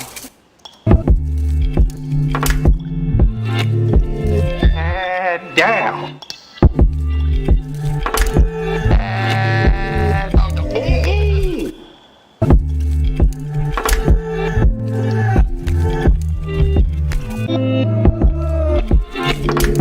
You slept with Janice!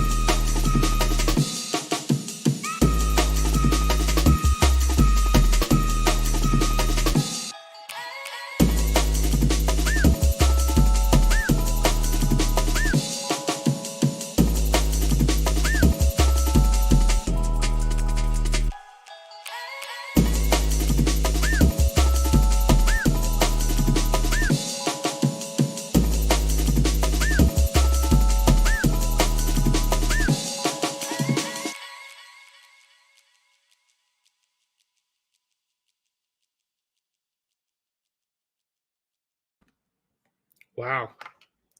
So good, guys. So That's massive, I guess. yeah, that was awesome. That was a short version. We got 2 submissions, but one was almost 5 minutes, which I think we've been talking too much. Maybe we can play it at the end of the show anyway, as an outro. Especially if it's we- so cool. Yeah, of So of good. course it would have been. Like what Yeah, I know. what do you expect? But yeah, I think for the middle of the show, it's good that we had a short version. It's just a little bit too short, but then the long version's a little bit too long. So You know, they should have given us one right in the middle, the sweet spot. yeah. So Soviet Villain, quick. I thought the second part was extra good. I mean, Right. it started off good though. Do you remember it started off with like these drums that were almost like chopped up, almost granular? It was just such a great texture. Yeah, I don't know. I really mean, good. I see what you're saying. Like the second half maybe hit harder for you, but it was just a quality track from start to finish. Yeah, big time. I'm not diminishing the first half by saying that the second half is exceptional. I mean, I remember being excited for it from the start. Yeah, and it was cool. He found like other references to use of that word. I don't know if it was like originally from Bill Cosby or something. I don't know. A note here that But, the books were cartoony, and they weren't from cartoons. It was just like maybe they hit for me in a more comedic sort of way. You know? Actually, I think it was from Fresh Prince. Yeah, I believe it.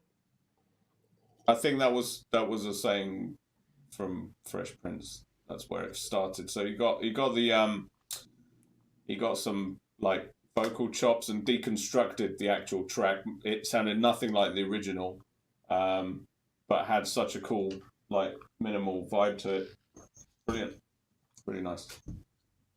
Yeah, love that. Nice. The clipper filter too. You know, like clip. You know, the one that chops it up. Back. Yeah, and yeah. he resampled a lot. Really, in the ending was really mysterious and sudden too. I like that. Yeah, and the there was like other than the kick, it wasn't the. Oh. Yeah. Sorry, go on. And so yeah. Yeah. Oh, I'm done. Yeah, I was just going to say that in the. Everybody gets silent. Was it Danny? Sorry, Joey wrote. You guys need to do this more often. Oh, this is for Das Hoofs. All right, we'll wait for the next one. Overall, yeah, it was great. Should we move on to Das Hoofs? Yeah, go for it. Yeah. All right. So I agree with Joey. They need to do, the two of them are a perfect pairing. I don't know, like they have different enough styles that they're both bringing something else to the table that's a little different, but they also have an overlap of style, which is very cool. So, yeah, no, it's just really from out of the gate, the energy was so high. I was there for it, while I'm on the memory of it, Tatsumaki's on the Discord. We should play his track next if you're able. Yeah, I can do. All right. What do you guys got for Das Hoof? Chipmunking is real. High quality. Go for it, Aldo. Chipmunking is a way of life, man. There's been a lot of chipmunking this week. And B&B, I love drum and bass and some big. Why am I full screen? Sorry. What's going on? This is a collab. Oh, I don't know. It's your show. That was I don't have Gerber job. OBS control. He neglected it. He left me full screen for some reason. Carry on. I was lying on my back for a while, taking advantage of the fact that I was invisible. So yeah, Das Hoof is a collaboration. I see. Yeah. Very nice. Yeah, it's Das Goods and Slam Hoof, which is the artist formerly known as Ridderstead and Chase Riddy. Yeah. I mean, the thing is, like Ridderstead, and I love that he does different things, and now he's kind of like, obviously, when working with Das Goods, he's gonna go back to this like real hardcore, like jungly drum and bass stuff. But he's just been so good right from his first ever submission, as has Das. So yeah, it was a match made in heaven, really. Agreed. I look forward to catching the extended version. And hopefully they'll do more work together. It's just so good. Yeah, absolutely. All right, let's move on to, we've got Naril next, followed by Di Frente. No, Tatsu. Tatsu's on the chat. Tatsu. Oh, sorry, all right. Tatsu's on the chat. Yeah, but he's not on the stream. He should jump on the stream. I mean, sure. Oopsie.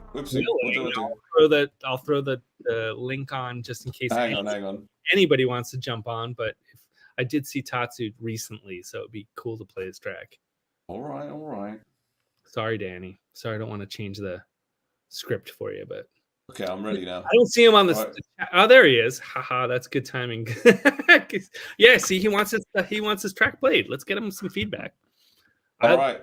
I was super excited to see Tatsu had sent in a track, so thank you, dude. Yeah, that was a nice surprise. So let's go. Yeah.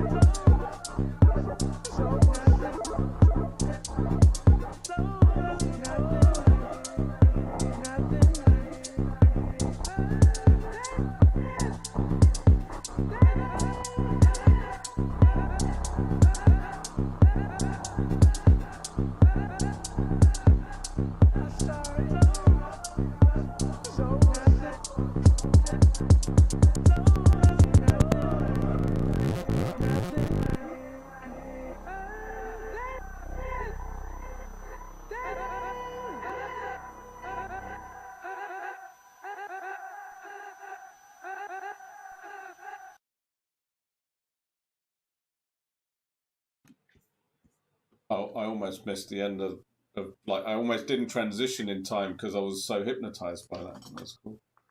So, Tatsumaki, sorry to hear about your cat. His cat got hit by a car and he needs to have his tail cut off. I had my dog get hit by a car, and it was traumatic as hell.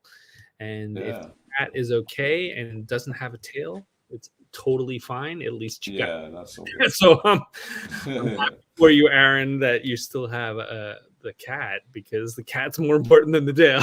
Oh yeah, big time. Yeah. So feedback for Tatsumaki, I don't know what to say anymore. Like, I mean, it just like it sounds like Tatsumaki. It's got his sound. It's got his feel. You can tell it's him. Doesn't sound like anything else. There's not really much to say other than it's awesome and amazing. And where the hell is that radio show of yours that you started? I don't know if I was the only one listening to it, but it stopped, and I miss it. Listening to your silky, quiet voice talking over your beat making was actually a lot of fun. So bring it back. Have a sexy voice, man, for the radio. Yeah, be perfect for the radio. I loved the soulful vocals. I don't know if anybody's been noticing, but Tatsumaki's got his sound, which has got that stuttery, sort of choppy texture thing. But then he's been transitioning slowly into a more overtly hip hop soulful thing over the last like year plus. And I love it. And because it's a whole new area for him to explore. just like you said, he utterly changed the vibe of the track. So whenever somebody says like, oh, I couldn't flip this track because it's too much of what I like, right? Then you listen to Tatsumaki and like you see that he can take anything and make it into his, right? So it doesn't matter what the source material is. If you give him anything, it's going to end up being him. So I try to remember that when I'm struggling too. It's like there is a way through this. You just got to find who you are and just make it yours, because Tatsumaki does it every single track. And you don't have to put the sample out in front and say, look, I used the sample. Like, we trust you to use the sample if that's what you said you did. And if it just sounds like you, that's totally fine. Yeah. I think this is a really bad comparison because I don't have a lot to compare to. I'll use a poor comparison. So like trap music very often has that repeating drums, but the choice of drums on trap is really, really unique. And I think that's kind of one of the defining things that makes trap interesting, right? If it didn't have that interesting choice of drums, probably people wouldn't care about it so much. But Tatsumaki does that, but it doesn't sound like trap music, right? His choice of percussions are always so 100% unique that it just makes every track interesting to listen to. And this was a great example of that. I think he has a palette that he keeps going back to as well, regardless of what genre, like what sort of slight different thing he's doing. Like he definitely has a sound. You hear it's him. So for sure. Yeah. I think about the only note I would have, and it's not even really a note, it's just like what happened in my head. It was a great trippy groove. I was caught in its beauty. Doug liked it.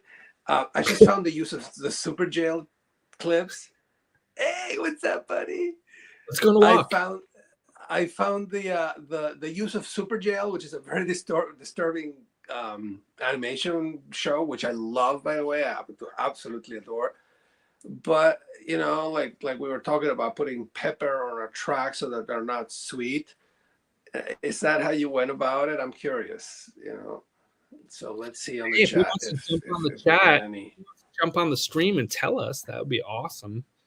I just posted the link in case he wants to jump on. So Rushi made this comment that she couldn't count the beat.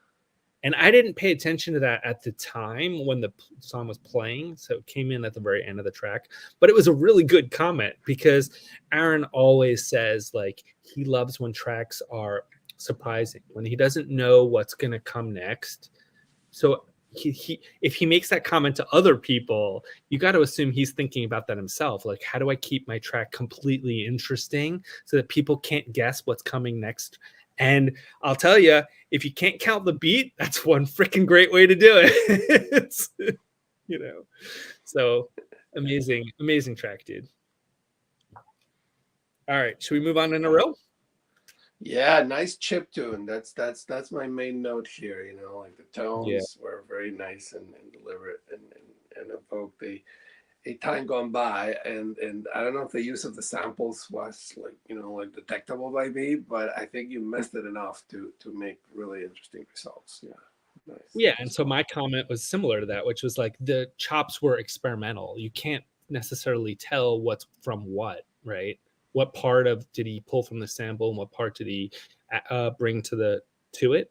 But his music, his aesthetic is so simpatico to how I think and what I listen to, that for me, I'm just on board like right from the start. Like I just enjoy it for what it is, and like that experimental sound. I have this bizarre note in here. I don't remember the track off the top of my head, but I wrote echoey. So there must have been some echo effect that was very cool in that. I'll re-listen tomorrow and I'll be like, oh yeah, that's what I meant. That was cool. And also, from what I understand, from what Rushi said, he performed that live using a controller. It wasn't sequenced, awesome. Which is cool. But he just couldn't get the video to stand in the right position, which is problem we've all had, especially as you get older.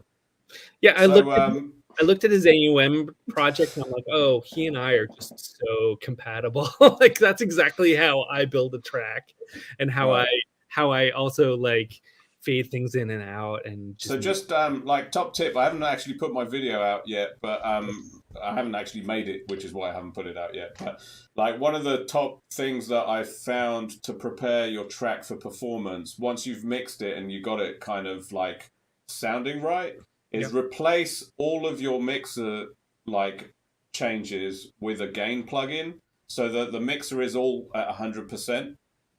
Basically, if you've got if normally your mixer's at 0, right, and you've got like you actually have it at -20 or -6 or -10. Yeah. Replace when you're getting prepared to sequence or perform, replace that mixer tweak with a gain plugin that does the same thing. So -20 on a gain plugin instead of the mixer. Put the mixer back up to 0, and it just makes your life so much easier for getting your mix back to where it needed to be and still be able to mute stuff down and up, you know, without actually messing up your mix.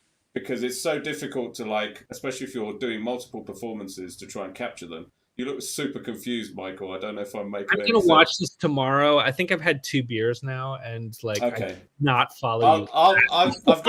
I'll make a video about it at some point. But anyway, yeah. Hold on, I need a sanity check. Aldo, did you have any clue what the fuck he was talking about?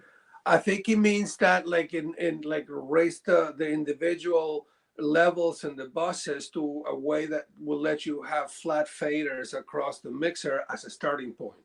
Then if you need more drums, you adjust that fader up or down if you need less of it. But if you start with like the like with the the faders are like, oh, it sounds good now, but I need more of this, it's not gonna have a good effect because you're gonna your gain structure. I think specifically when you go specifically when you're going from a track that you consider to be finished and mixed, and your mixers are all over the place, but then you're going to start trying to perform it. Is like it's a good practice to like zero out all your faders and get back that mix using gain nodes instead. Okay. And then with your mixer, you can just go up between 100 and 0 all the time, and you'll always recall that mix. But anyway, now's not the time for tutorials. Hey, boys and girls. I guess that works. The faders in AUM are logarithmic. I don't find it's that problematic. Like I always can sort of change my speed of how I'm moving things and use my ear. Yeah, but if you try and do like 5 different takes of the same thing, and your 0 state is at -20, -30, -6, Mine always like that. Always. Yeah, but that's what I'm saying. To recall that is almost impossible to actually get it. Yeah. I do it different every single time. I just try to remember approximately where it is. Right. Well, you could also write a little line on your. All right, I'll try. Let's move on. We've got loads still to go. I am going to go to Ayal, followed by Di Frente. So let's go.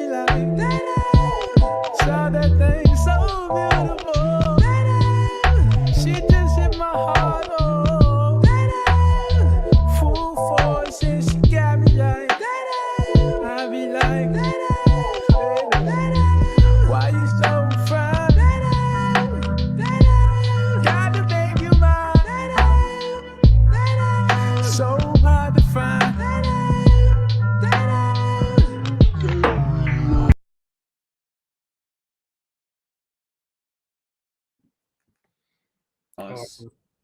Welcome back. Thank you. So, unfortunately, I missed most of AL. I had to run Oh. and give the dog his food. Otherwise, he would have just been barking for the next however long. So I'll have to. You missed an amazing track. I would definitely recommend you go back. I definitely will. So I've been like exploring like the stuttery sort of aesthetic lately, and then AL just came in and showed me how it's done. I'm just very appreciative you didn't play my track after AL's, because I would have been sad, because he really did it very, very, very well. I don't know what else do I got. The whole vibe and the groove was awesome. He had an amazing bass line, man. It was just like such a good bass, and makes you think like, well, we already know that AL plays bass and he plays guitar, but like when we say how good the bass is in a Pond track, we just kind of have to assume that it's AL, because you see him do it in his own tracks. It's just so spot on, you know. The vocals, I don't know, I read something about the vocals changing or something, but they were just really cool. Overall, AL's a master. That's my feedback. Definitely is. I can agree with you, having not heard the track. So, also, yeah, Yom Holedet Sameach. It's his birthday. So happy birthday to Eyal. Happy birthday, Happy birthday, Eyal. It's probably not his birthday anymore now that it's like 7 hours forward in time, right? Yeah, I'm in the future. Facebook told me this morning it's his birthday. It will be his birthday soon. Oh, okay. No, there you go. Wow, you really are in the future. Well, happy birthday, Eyal. Yeah, it might be by now his birthday. I don't know. Maybe Aldo, tell us what you were going to say. I love the jungle with the chipmunk voice again. Again. I love it. I don't know how to do that. I really want to take the woman's voice and pitch it down so it's a sultry man's voice.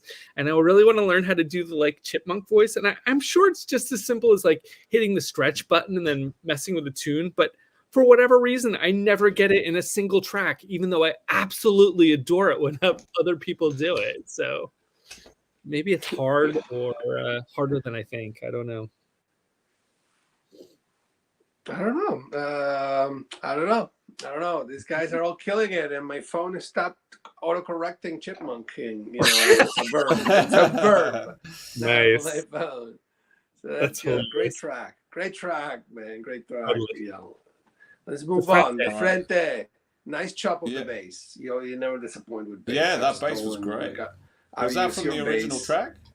During Worms. Yeah, I think it was the tone from the original track, but he just messed up and played it and replayed it, I think. Yeah, it was good. The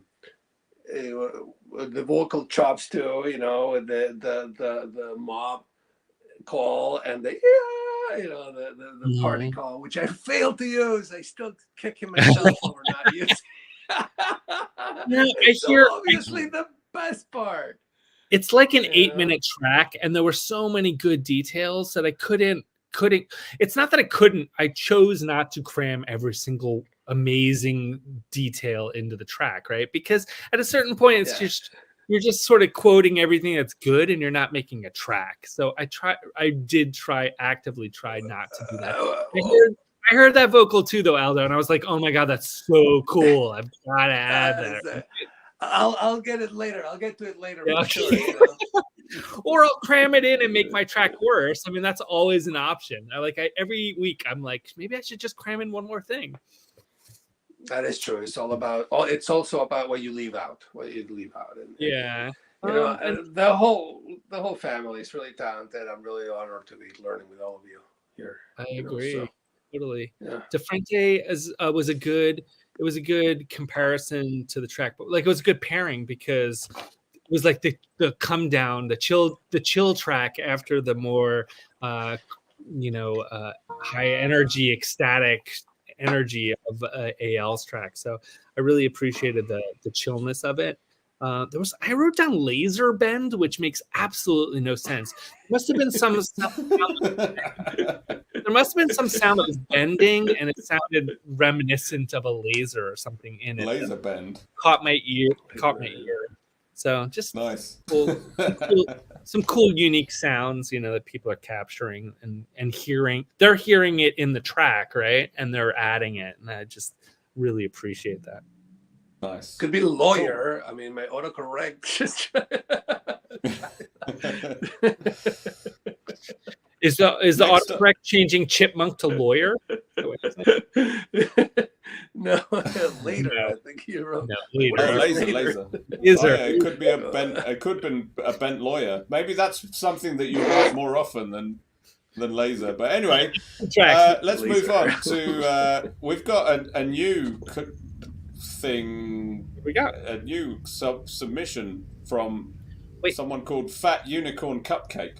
Which is awesome. Let me ask you something, Danny. You said you were doing shortest track and longest track. You were combining. Not shortest track, longest track, but I've put them in order of file size, and then I'm going one from the top, one from the bottom.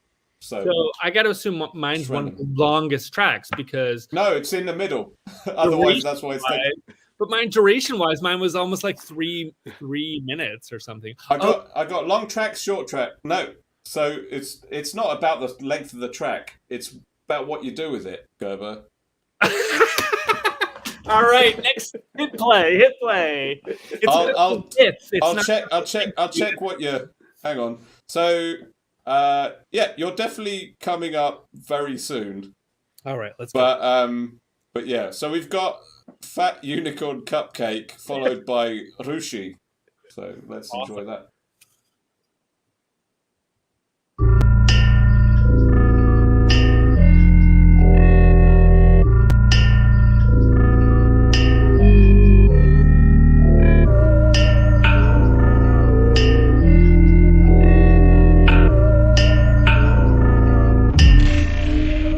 She was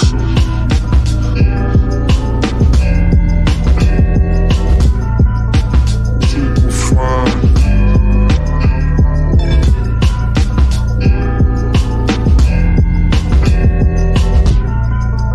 Super fine.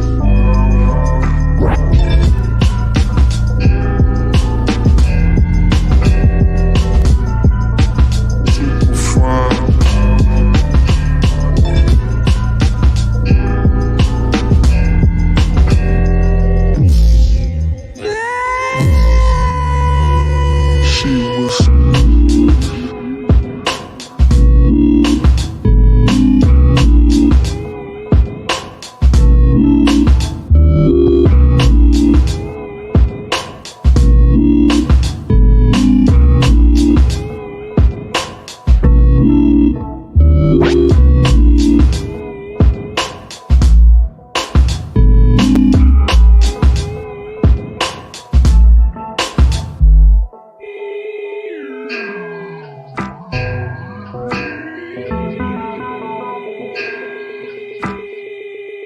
She was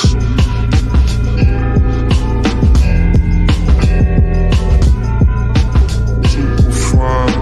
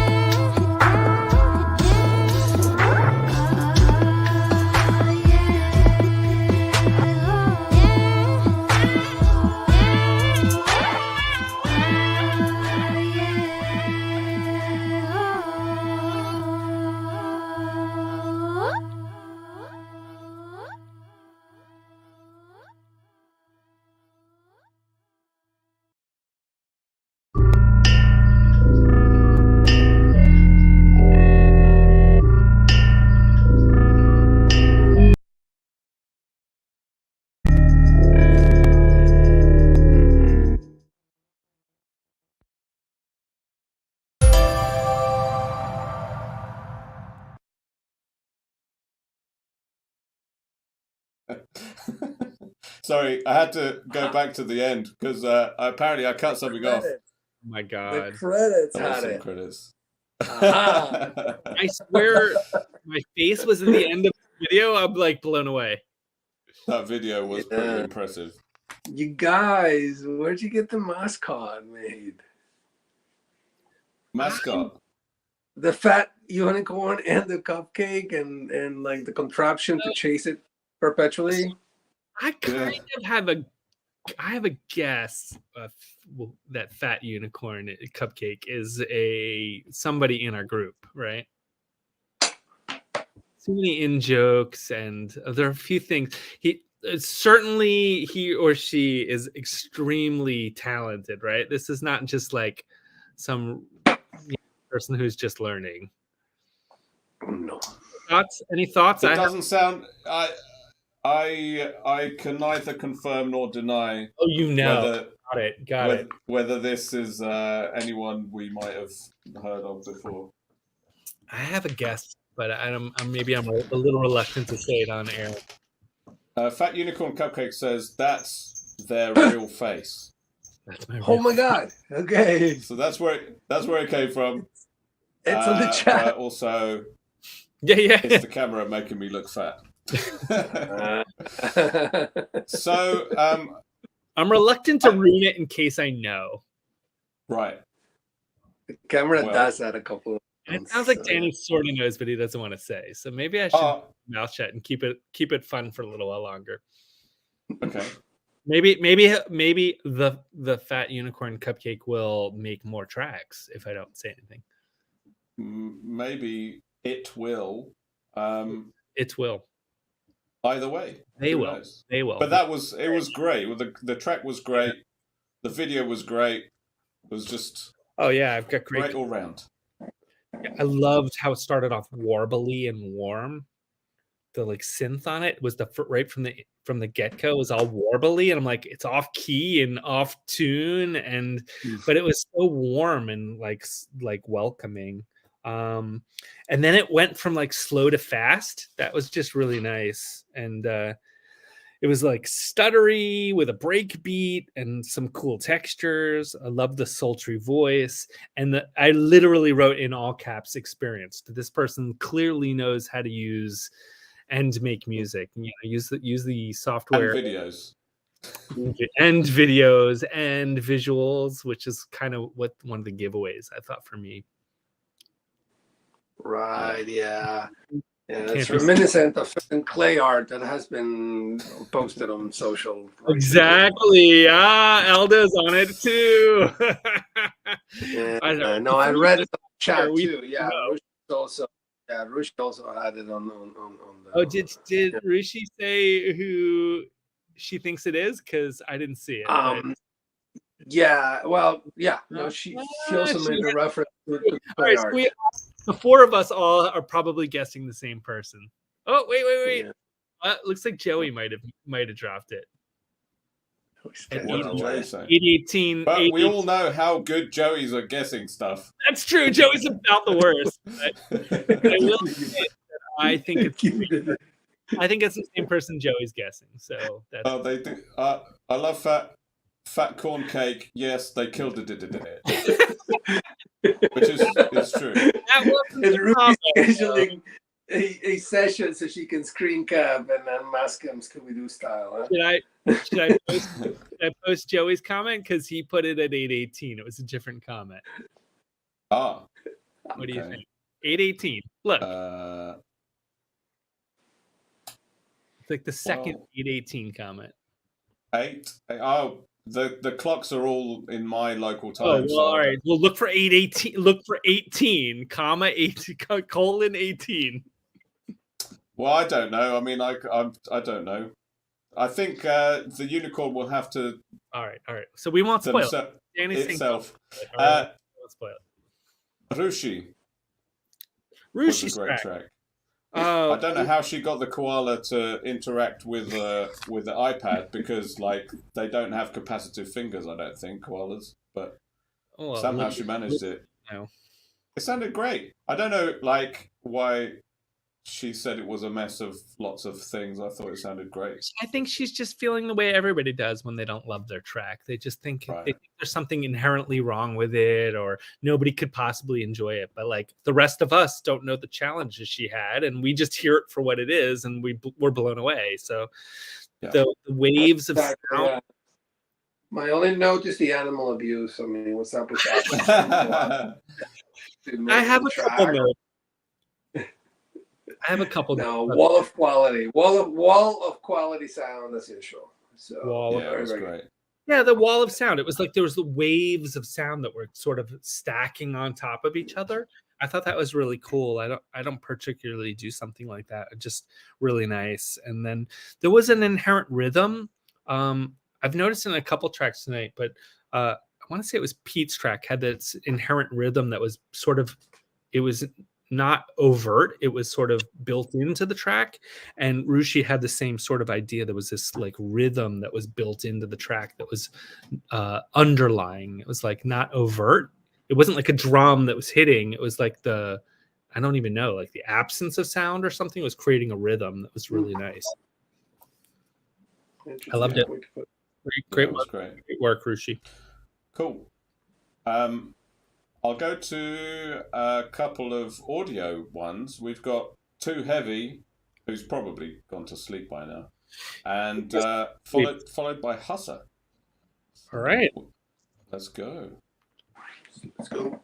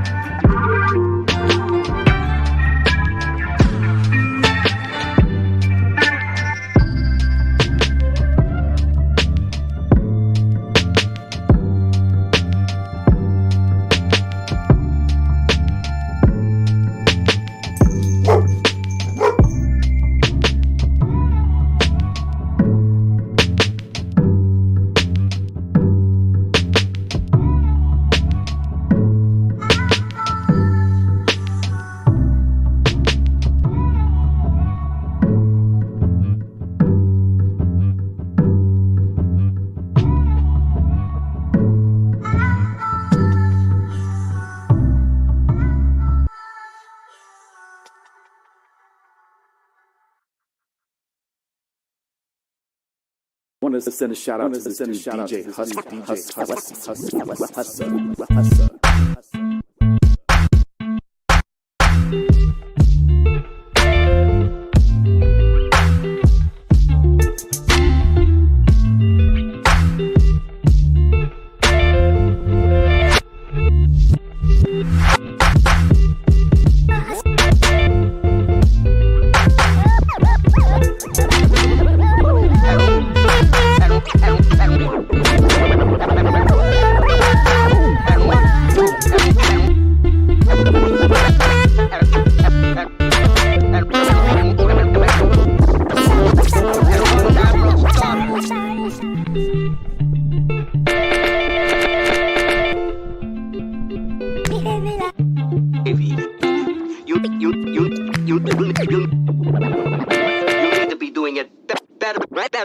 better and cleaner than the other guy. What is up with you?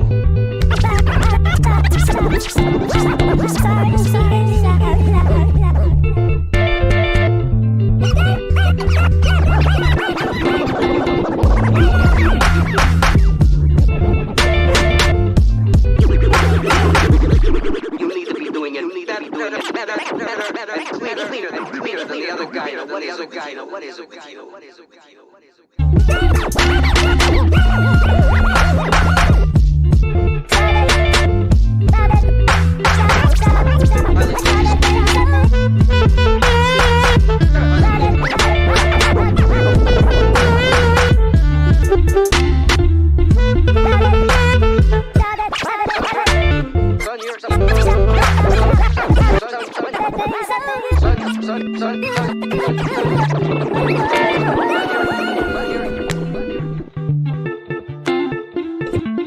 Son, your ego is writing checks.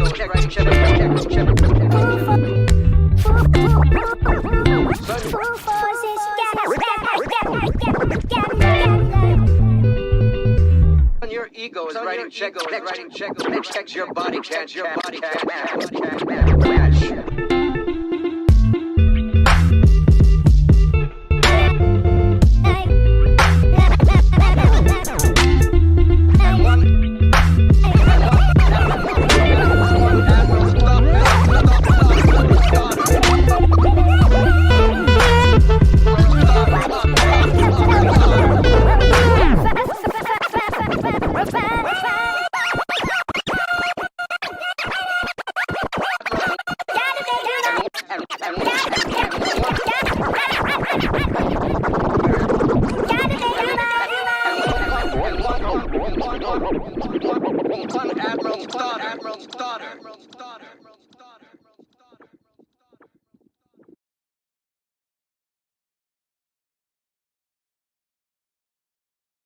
Back.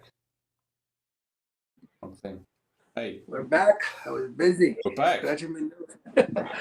That was cool. Hats off That's made to us all scratch our nose. Too Heavy, who is Too still heavy. he's still online. He is still up. Incredible. Oh, it's on. Right, Wow. right, glad. He is hardcore. What time is it in Scotland? It's got to be late. Although I suppose knows? no later than like some of the other. It's probably like it's either 3:30 or 4:30 a.m. or Late. 2:30 Yeah. a.m. So what you're saying, Danny, is you have no idea. It's one of those a.m. times, All right. and yeah, it's crazy. Aren't they on Greenwich? I mean, come on, right? No, I'm in New Zealand. No, we're yesterday or tomorrow. It's definitely we're plus tomorrow. 3 or plus 4 or plus 5 or plus 6 or plus 7. He's one of those. Yeah, it's one of Probably those. one of I know I'm furthest forward, but that's all I know. 1:30 a.m. says Marty Lux. Is Aaron further forward than you? All right. Well, let's give him Is what? the Aaron? props. He stayed up. He's staying up. Nice guitar chop. Very nice. Yeah. And then you put your own music on it. Just like the bass work at the end was incredible. If you're on the chat, please put up how you did that bass again, man. It's only 1:30. He says only. He said Which is he's still out. way past my bedtime. But He said he's on the Go chat. Sorry, he is on the chat. he is on the chat. You mentioned the bass, but like if you remember, the track actually started with a bass. It was this like twangy bass. It was like being pulled and it like vibrated when it hit, and it made this really cool, like almost distorted bass sound. I'm sure Danny probably, if he remembers the sound, could probably explain how it was made. But it was just such a cool bass sound to start the track. So bass was cool, for sure. Yeah, it was great. And it was great beat put along with it too. Like Yeah, the drum work was awesome. That really cool chorus effect that he had that was like maxed out. Like I don't even have a chorus that can make a chorus effect that loud and that like in your face. It was very cool. He like added it on the synth or something. It was just pretty cool. And just in time with the answer. Yes, there it is. 2 other bass samples I used. Only the guitar from the track. Right. Very nice. Nice work. The guitar was really prominent. It was pretty cool. It was nice. Yeah, it was awesome. Really good, Yeah, really really work. nice. And then Hussa just did the Hussa thing and went God mode apeshit with it in places, which was great. That's interesting because Hussa did the same thing where he kind of leaned heavily into the guitar as well. So even though the two tracks sounded radically different, they both were leaning in on the same part of the sample, which was kind of interesting. Yeah. Well, you know, sped it up, right? Yeah, I slowed mine down. He sped his up, but really, really funked it up. Very Yeah, and I DJ think hustle. because Ryan really was enjoying like having fun with the turntable, the two tracks sound radically different from each other, but they did play off of the same part of the sample, which is kind of cool. Yeah, Ryan was doing his Ryan thing, cool. right? He was just enjoying. Yeah, cool. He was enjoying performing, which was cool. I really, really enjoyed it. He had some really cool textures. I felt like it was an assault of sounds at a certain point. It was like he was layering multiple parts of the sample at the exact like same time. So it was cool. Multiple parts. Yeah, it was cool. Playing at the same time. Good work. We should work, play Hassan. Flying Zulu's track in the next two if you can, because he said he got offline, and it's too late. It's too late in France. We're getting down to it now. I've got Naril and Das Goods have got a collaboration. I've got Michael Gerber, Bobby Snacks, Flying Zulu, which I'll put on next. Let's have a go. Hang on. And we've got. Okay, we're not getting down to it because we've got like 6-7 tracks still to go. All right. So thanks everyone for sticking with us, regardless of how late it is in your part of the world. So I'll play Flying Zulu and follow it with Michael Gerber. So I don't know if I know you're probably going to want to say something before, but let's leave it till after. All right, cool. Let's go with Flying Zulu.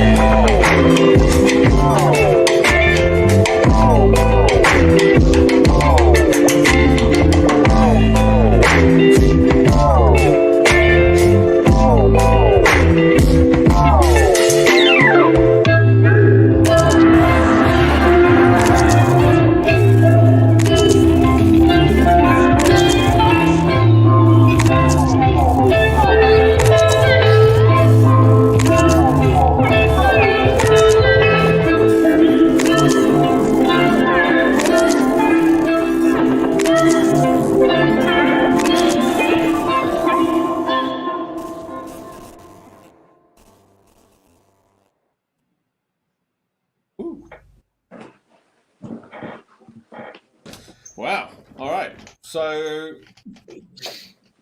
let's start with Flying Zulu. Totally. That was just like an amazing performance that felt super complex and was either completely improvised or would have taken an impossible amount of practice to get to come up with. I'm not sure. I guess I use a similar sort of technique each week where I just sort of hit the record and then do it enough times until I figure out a pattern. So I guess I kind of think of that as a bit normal for just my normal process, not normal for other people to do. But so when I saw it, I was kind of like, that's the way right there. I love seeing him do it, watching him do it live. Yeah, very cool for sure. Just fun to watch your hands moving and moving around and doing stuff, and the variety of types of sounds he was producing was also a lot of fun too. Really cool. Yeah, great 505 work. Yeah, I always like he includes like a live element of him actually tweaking controllers, and that's a big part of his appeal to me. It's great work, man. All really beautiful as usual. Yeah, very nice. Time. Yeah, and Gerber, that was one of the more coherent tracks in the Gerber sphere. Yeah. Thank you. I think which I really enjoyed. One of my favorites, probably. So here's my take on it. So I've only made 2 tracks where I felt like might have been verging on remixes. One was I don't remember what the challenge was. It was the Disney challenge where I took Susie and the Banshees and I just remixed it. And I knew I had remixed it because when I heard it, I was like, oh shit, I didn't make it mine. But then also it was hit by YouTube. YouTube was like, dude, this was Susie and the Banshees. And I thought, oh shit, this is the first time ever that I didn't really own the track. And so when I submitted this track, I actually thought, oh shit, I think I might have made another remix. So I kind of worried. So that's fine. Well, I hear you say it's fine, but like when I do a remix, I don't do it. When I do a remix, I make it. Yeah. But then when I'm supposed to do make it mine, I made it a remix. So I don't know. To me, it feels a little bit of a disappointment, only because I want to. It's not that I think you maybe like if you hear too much of the original in there, you consider it a remix. That's where I was heading with actually, that's just because of the way you normally mash things up completely unrecognizably to a certain extent. But if you listen to everyone else's, like most other people have very recognizable parts of the original song, and that doesn't necessarily make it a remix or diminish it from being a creation in any way. I agree, and even if you want to see it as a remix, I just think you basically grab the guitar loop that we all know and love, the A minor 7th 9, D minor 7 9 jam, the first thing we all hear, right?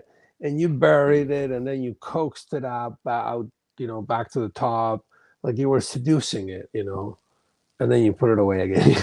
But I mean, the feel of it was completely flipped. So what I ended up doing was grabbing a bunch of different guitar parts and I sequenced it. So the sequence was different.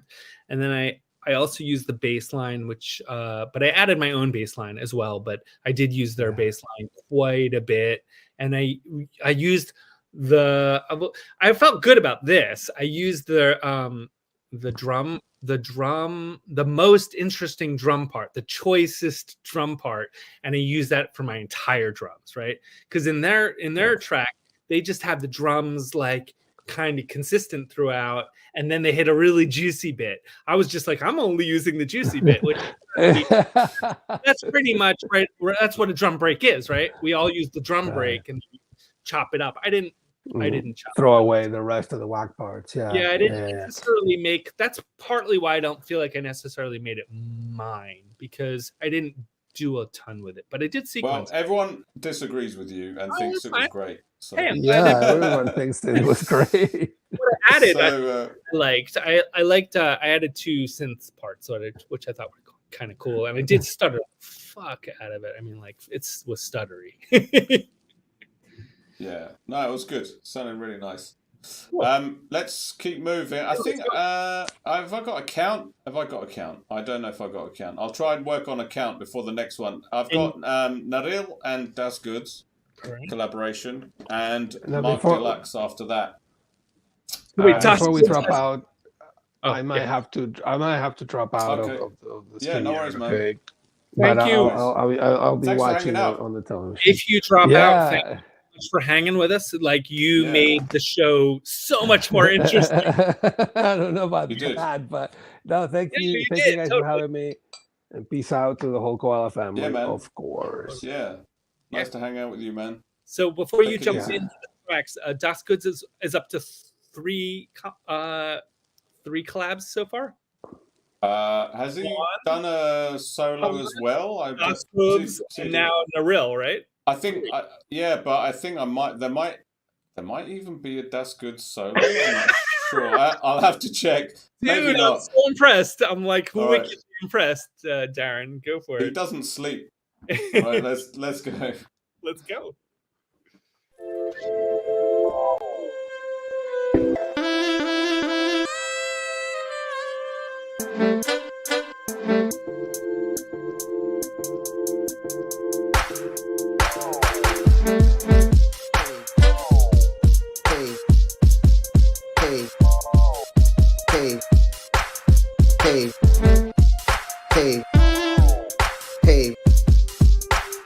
Hej, vole, co je, vole? Dej mi maknír dole. Koaly se běhly se honem, říkaj, vzal na to snad plamen. Nebo trápila ho veška, z toho mohla by být pleška. Ne, je to prostě změna, Remy je náš hrdina. Ať už s knírem nebo bez, rozjede show dnes.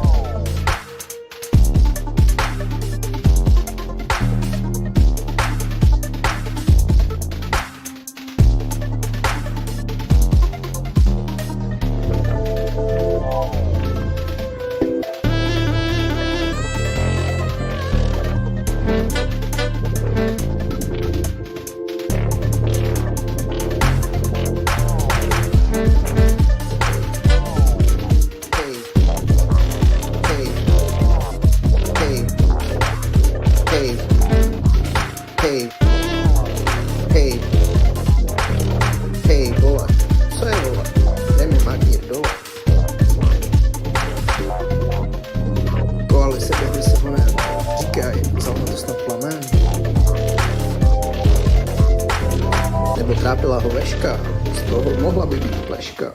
Ne, je to prostě změna, Remy je náš hrdina. Ať už s knírem nebo bez, rozjede show dnes.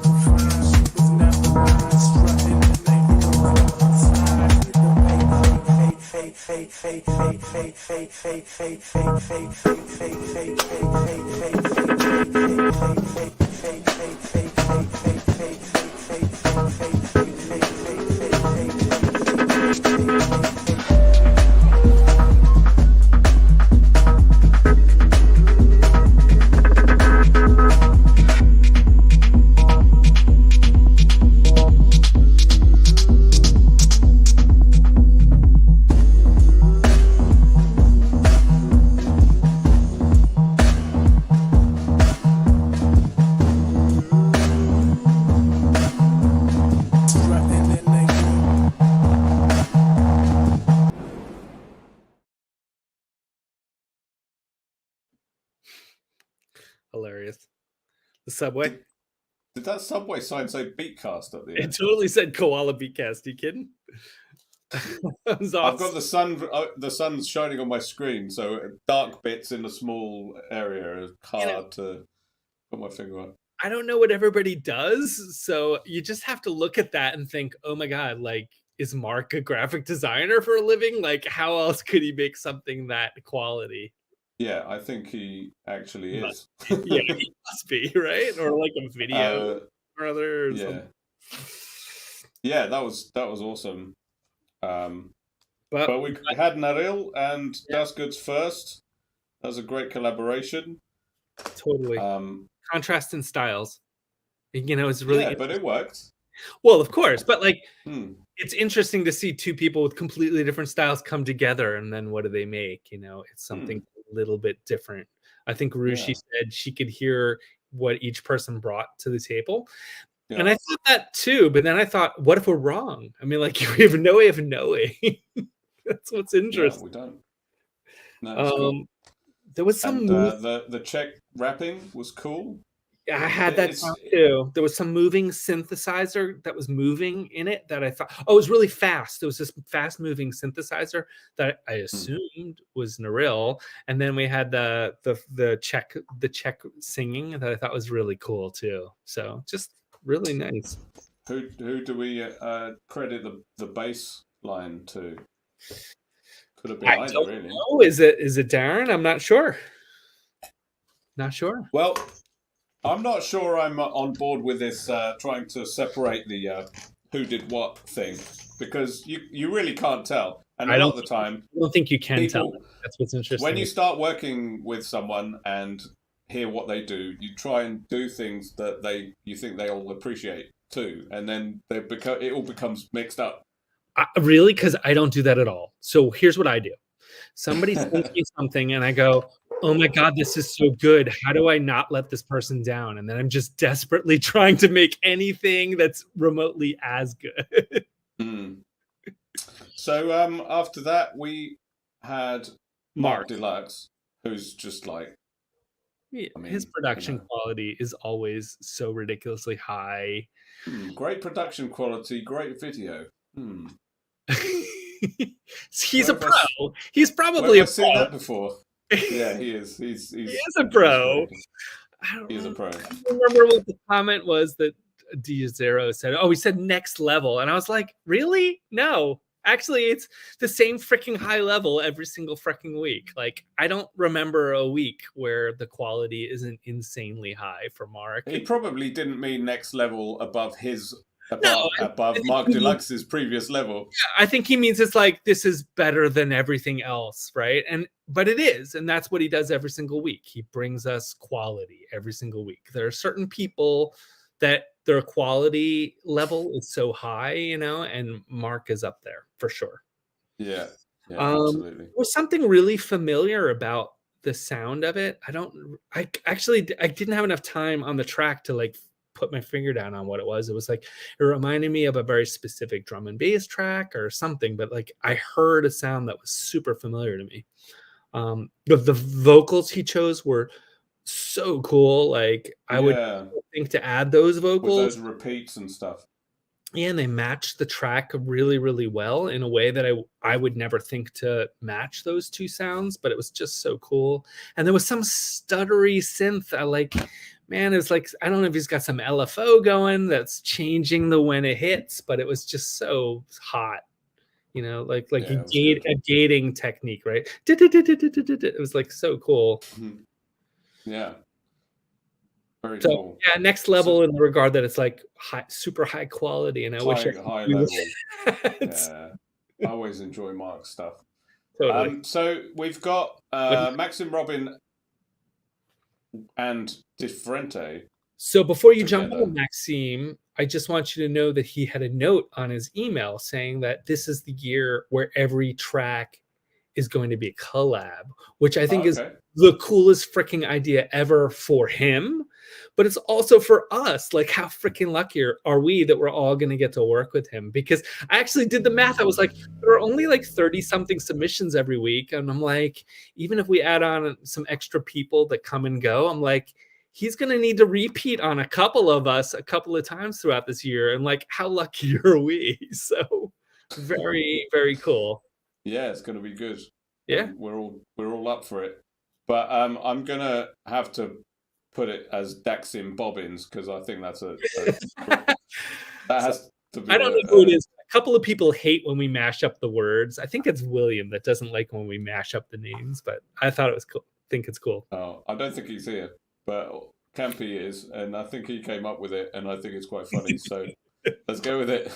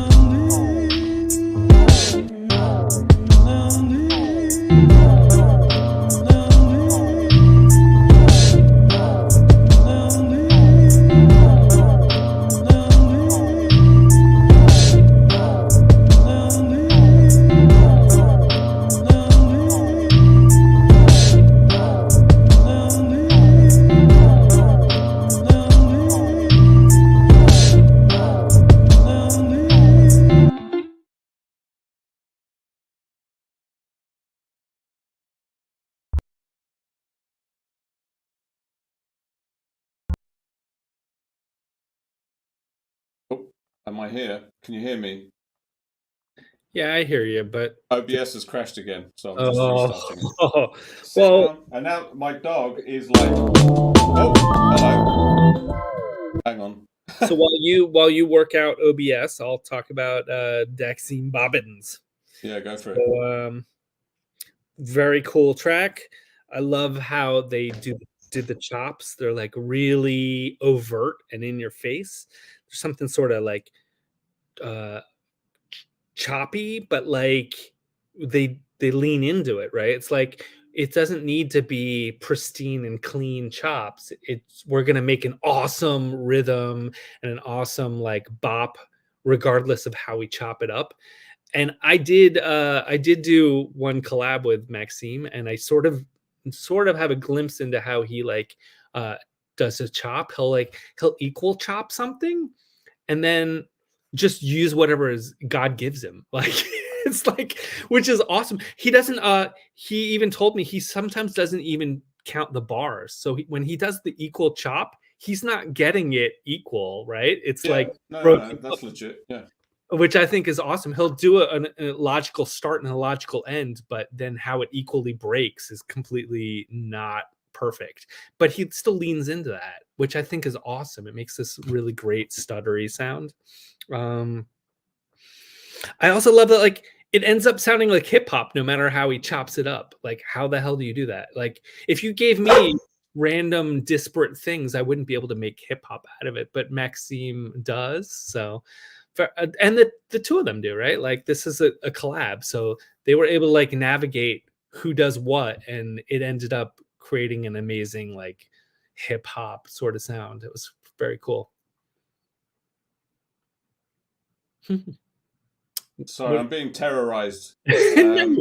One bark is not terrorism. I'm sorry. No, but I mean, he's just staring at me and he's waiting to terrorize me at any moment. I'm feeling quite terrorized. Well, no, it's past his walk time. I snuck his dinner in during like AL's track. That's why I missed it. But he's like, look at him staring at me. He's like, are you ready for a walk? Let's fucking go already. You ready for a walk? Want to go outside? Yeah, he can't hear you. He can't hear you.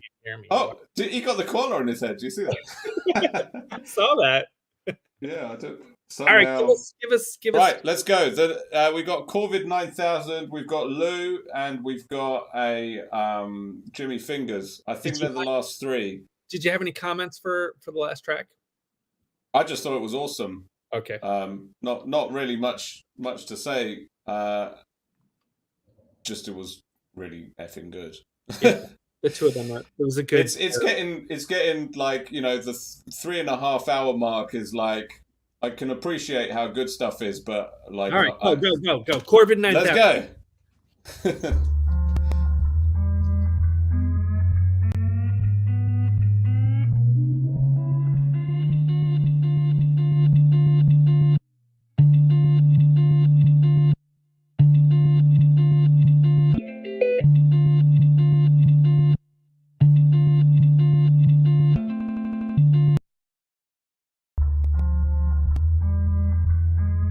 Sorry, it restarted. Let's go.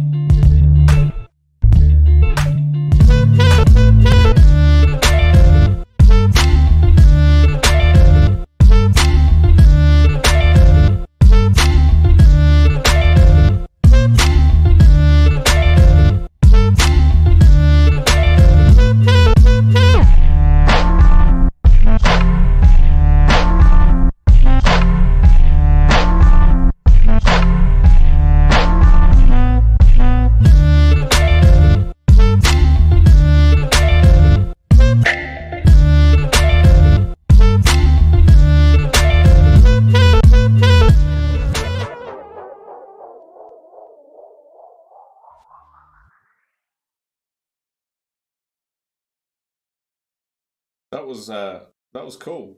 That was Corvid 9000, who I think is a new guy. You thought because it's called Corvid and it's got a crow in it, it might be someone we know in disguise, but it I didn't sound like it. All right, so I assume Corvid is a reference to Crow, and so there was already been Della Crow. So my assumption is there's a connection there, but we'll see. I guess we'll see. What did you say, Toffee? What? And you can't hear me. Toffee can't hear me. No, you can't hear me. So yeah, I don't know. It didn't sound like William. I think it might be a newcomer, personally, but we'll have to wait and see. I suppose, we'll see. As things come out. If it is a newcomer, welcome to the Koala family. Yeah. And I might have to go to the. I'll have to go to the next track. You go on mute. Let me have a moment to talk. All right. So good. I loved the intro where it was sort of looping. There was like short loops and stuff going on, and that was really interesting. It was like a really slow way to build into the track, which I thought was really cool. The slow intro. When the drum hit, it was like the perfect drum sound for the track. You didn't exactly know where the track was going to go, but once the drums hit, you sort of were anchored and totally understood where the track was where it was going to go and what it was. I thought then when the saxophone came in, it glued the entire track and all of the separate pieces together. So I just thought it was really well conceived from start to finish. It wasn't like thrown together. It was like a very well conceived track. So I don't know. Was it William-esque? Maybe not, but I guess we'll see. I definitely think, my guess is there has to be a William connection is my guess, because the Corvid. Somebody, just for the record, the people in the chat don't know, but like, we see the email address, and the email address was like corvid9000@gmail. So somebody's trying to hide whom they are, is my opinion. So we'll see. Or you just outed their Gmail address. But that's I did just out there, but right to Corvid. I'm sure they'd love to hear from you and tell them how awesome they are. Tell them how awesome the track was. Sorry, Corvid. But if you we don't make a habit of giving people's email addresses out. I'm like Remy. I tried sleuthing. Like, so if you go to Instagram, type in. All right, let's go. Let's go to the last two tracks. I think. Yeah, go. Bye, Toffee.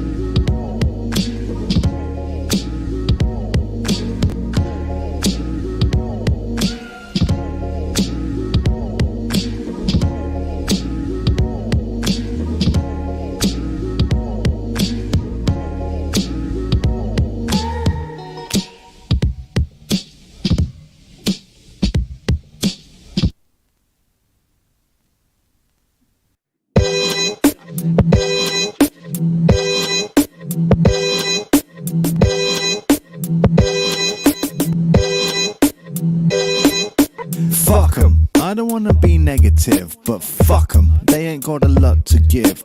Fuck 'em, they got no imagination. Fuck 'em, all they talk about is Xbox, PlayStation. Fuck 'em, they fucking up the planet as well.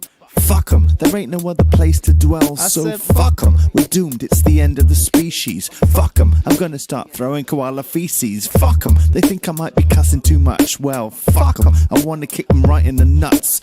Fuck 'em, man, they're getting right in my way. So fuck 'em, day after day after day. I say fuck 'em forever, cause they're really fucking rude. And fuck 'em, what's up with the attitude? Therefore fuck 'em, mincing around like Lord Muck. Yo, frankly, my dear, I couldn't give a fucking fuck. So fuck 'em, just to see the look on their face. Fuck 'em, just to see the look on their face. I said fuck 'em, just to see the look on their face. And fuck 'em, just to see the look on their face. I said fuck 'em, just to see the look on their face. And fuck 'em, just to see the look on their face. I said fuck 'em, just to see the look on their face. And fuck 'em, just to see the look on their face. I said fuck 'em, that's right, I said it again. Yay, fuck 'em. I give 'em 0 out of 10. I said fuck 'em, dropping all this shit on the floor. Fuck 'em, that shit can't be ignored. I said fuck 'em, just like Jar Jar Binks. Fuck 'em, cause they're on the motherfucking blink. I say fuck 'em, I'm sorry but it had to be said. I say fuck the world and I'm going to bed. I say fuck 'em, just to see the look on their face. And fuck 'em, just to see the look on their face. I said fuck 'em, just to see the look on their face. I said fuck 'em, see the look on their face. I said fuck 'em, just to see the look on their face. I say fuck 'em, see the look on their face. I said fuck 'em, just to see the look on their face. I say fuck 'em, they're a total disgrace. Yeah, and fuck January UK style, yo, it's fucking shitty. It's cold and wet. Just like your mama.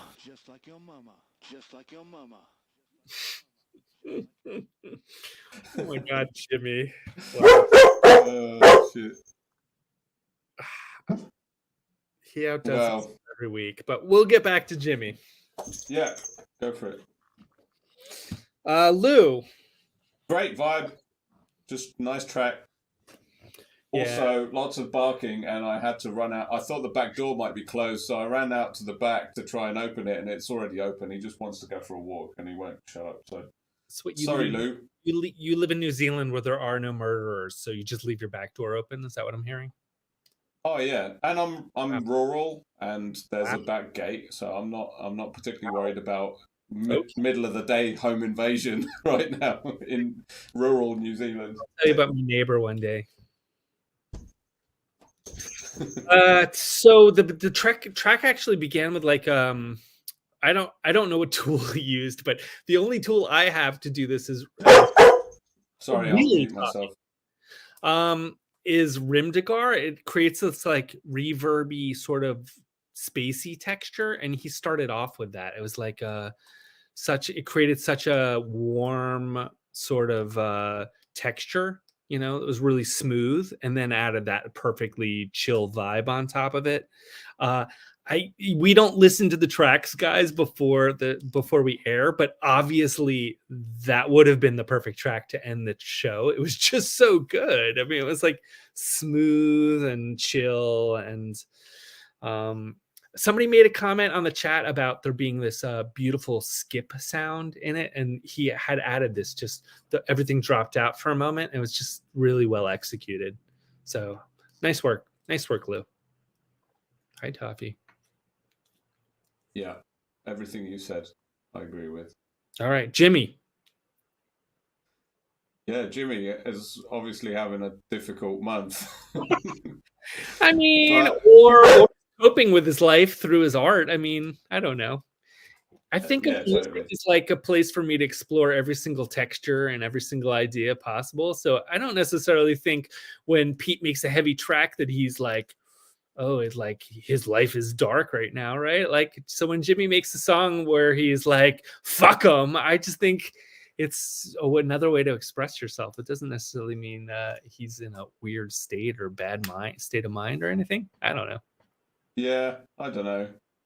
But still, it's good that he can let out his banshees here on a track and we enjoy it. Sure. It sounded great. Like the vocal recording was crisp and clean. Everything, like the mix was really nice. So yeah, that's I ready love- to roll. Put it Yeah, out. I loved how like the first note of the track was really clear on the energy, because he didn't say fuck him on the first word, but like the first note, you knew this guy was coming at you. It was like fierce, right? It was like smack, like right in your face. And then when the words came in, it was like it complemented the energy, that like fearsome blaring energy of the music. So it's just very well conceived. I mean, that's always the stuff with always the thing with Jimmy. It's never just the music is nice or the vocals are interesting. It's he gives thought to what the music needs to be to complement the lyrics, and he gives thought to what the lyrics need to be to complement the music, and it's always a perfectly conceived package, right? Yeah, absolutely. And Flaky is telling me off for like training my dog to bark, basically. I wish Hashtag Flaky on YouTube says, does Danny realize he's training Toffee to bark? To bark. And Danny That's actually really true. It's kind of true, but I think like as long as he hasn't barked in a couple of seconds, the treat's not for the barking.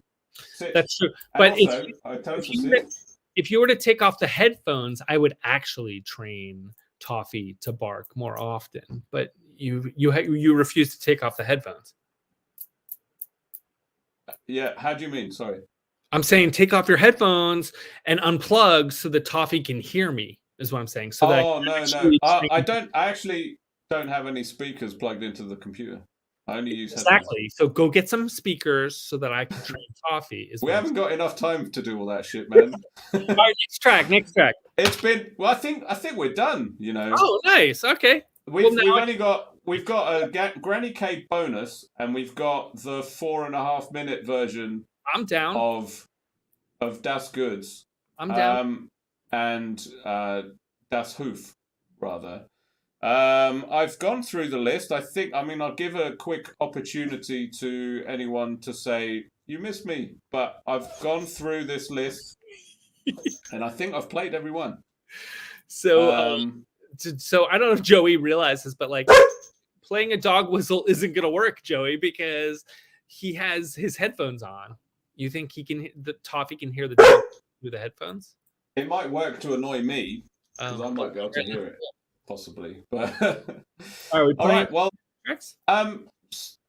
are we going to talk about these tracks, or are we going to just play them and sign off? In which case, we could say our goodbyes and play the tracks and then disappear into them. You want to come back and talk after? Yeah, let's come back. All right. Wait, okay. Did you get to D-Zeros? What am I missing here? Have I got a D0? D-Zero's track was a collab. Am I wrong? Did he have a solo? Hang on. Let me double check. You never know. Bennett and Joey are always messing with each other. So hang on. Let me have a look through to see his notes. No, I don't think he. Joey's on the track. Tell us, is there a solo track? He is winding me up. You're winding me up, Joey. God damn it. So okay. Let's go with Granny K's bonus track, and then the full length version of the other track, which I probably should just take the dog out for a walk instead, but play the tracks and walk the dog. I'll play the tracks and then I'll say goodbye and leave you to deal with the rest. That's totally fine. So play the tracks, pull them up, and then when they're mute, I'll say goodbye and I'll end the break. We'll be back in a sec. All right. Later. Good night. Bye, Toffee. The koala is on Toffee. I'm hoping for a Giphy moment.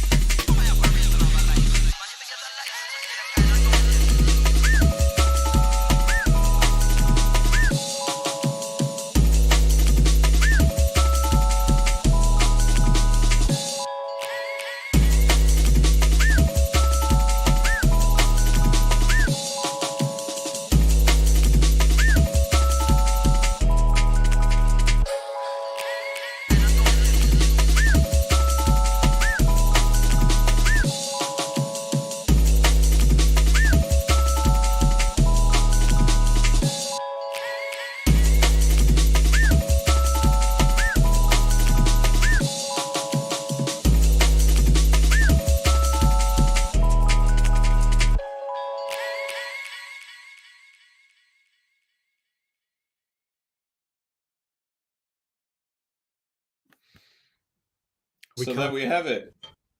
That was the full version. Worth the wait. Very good.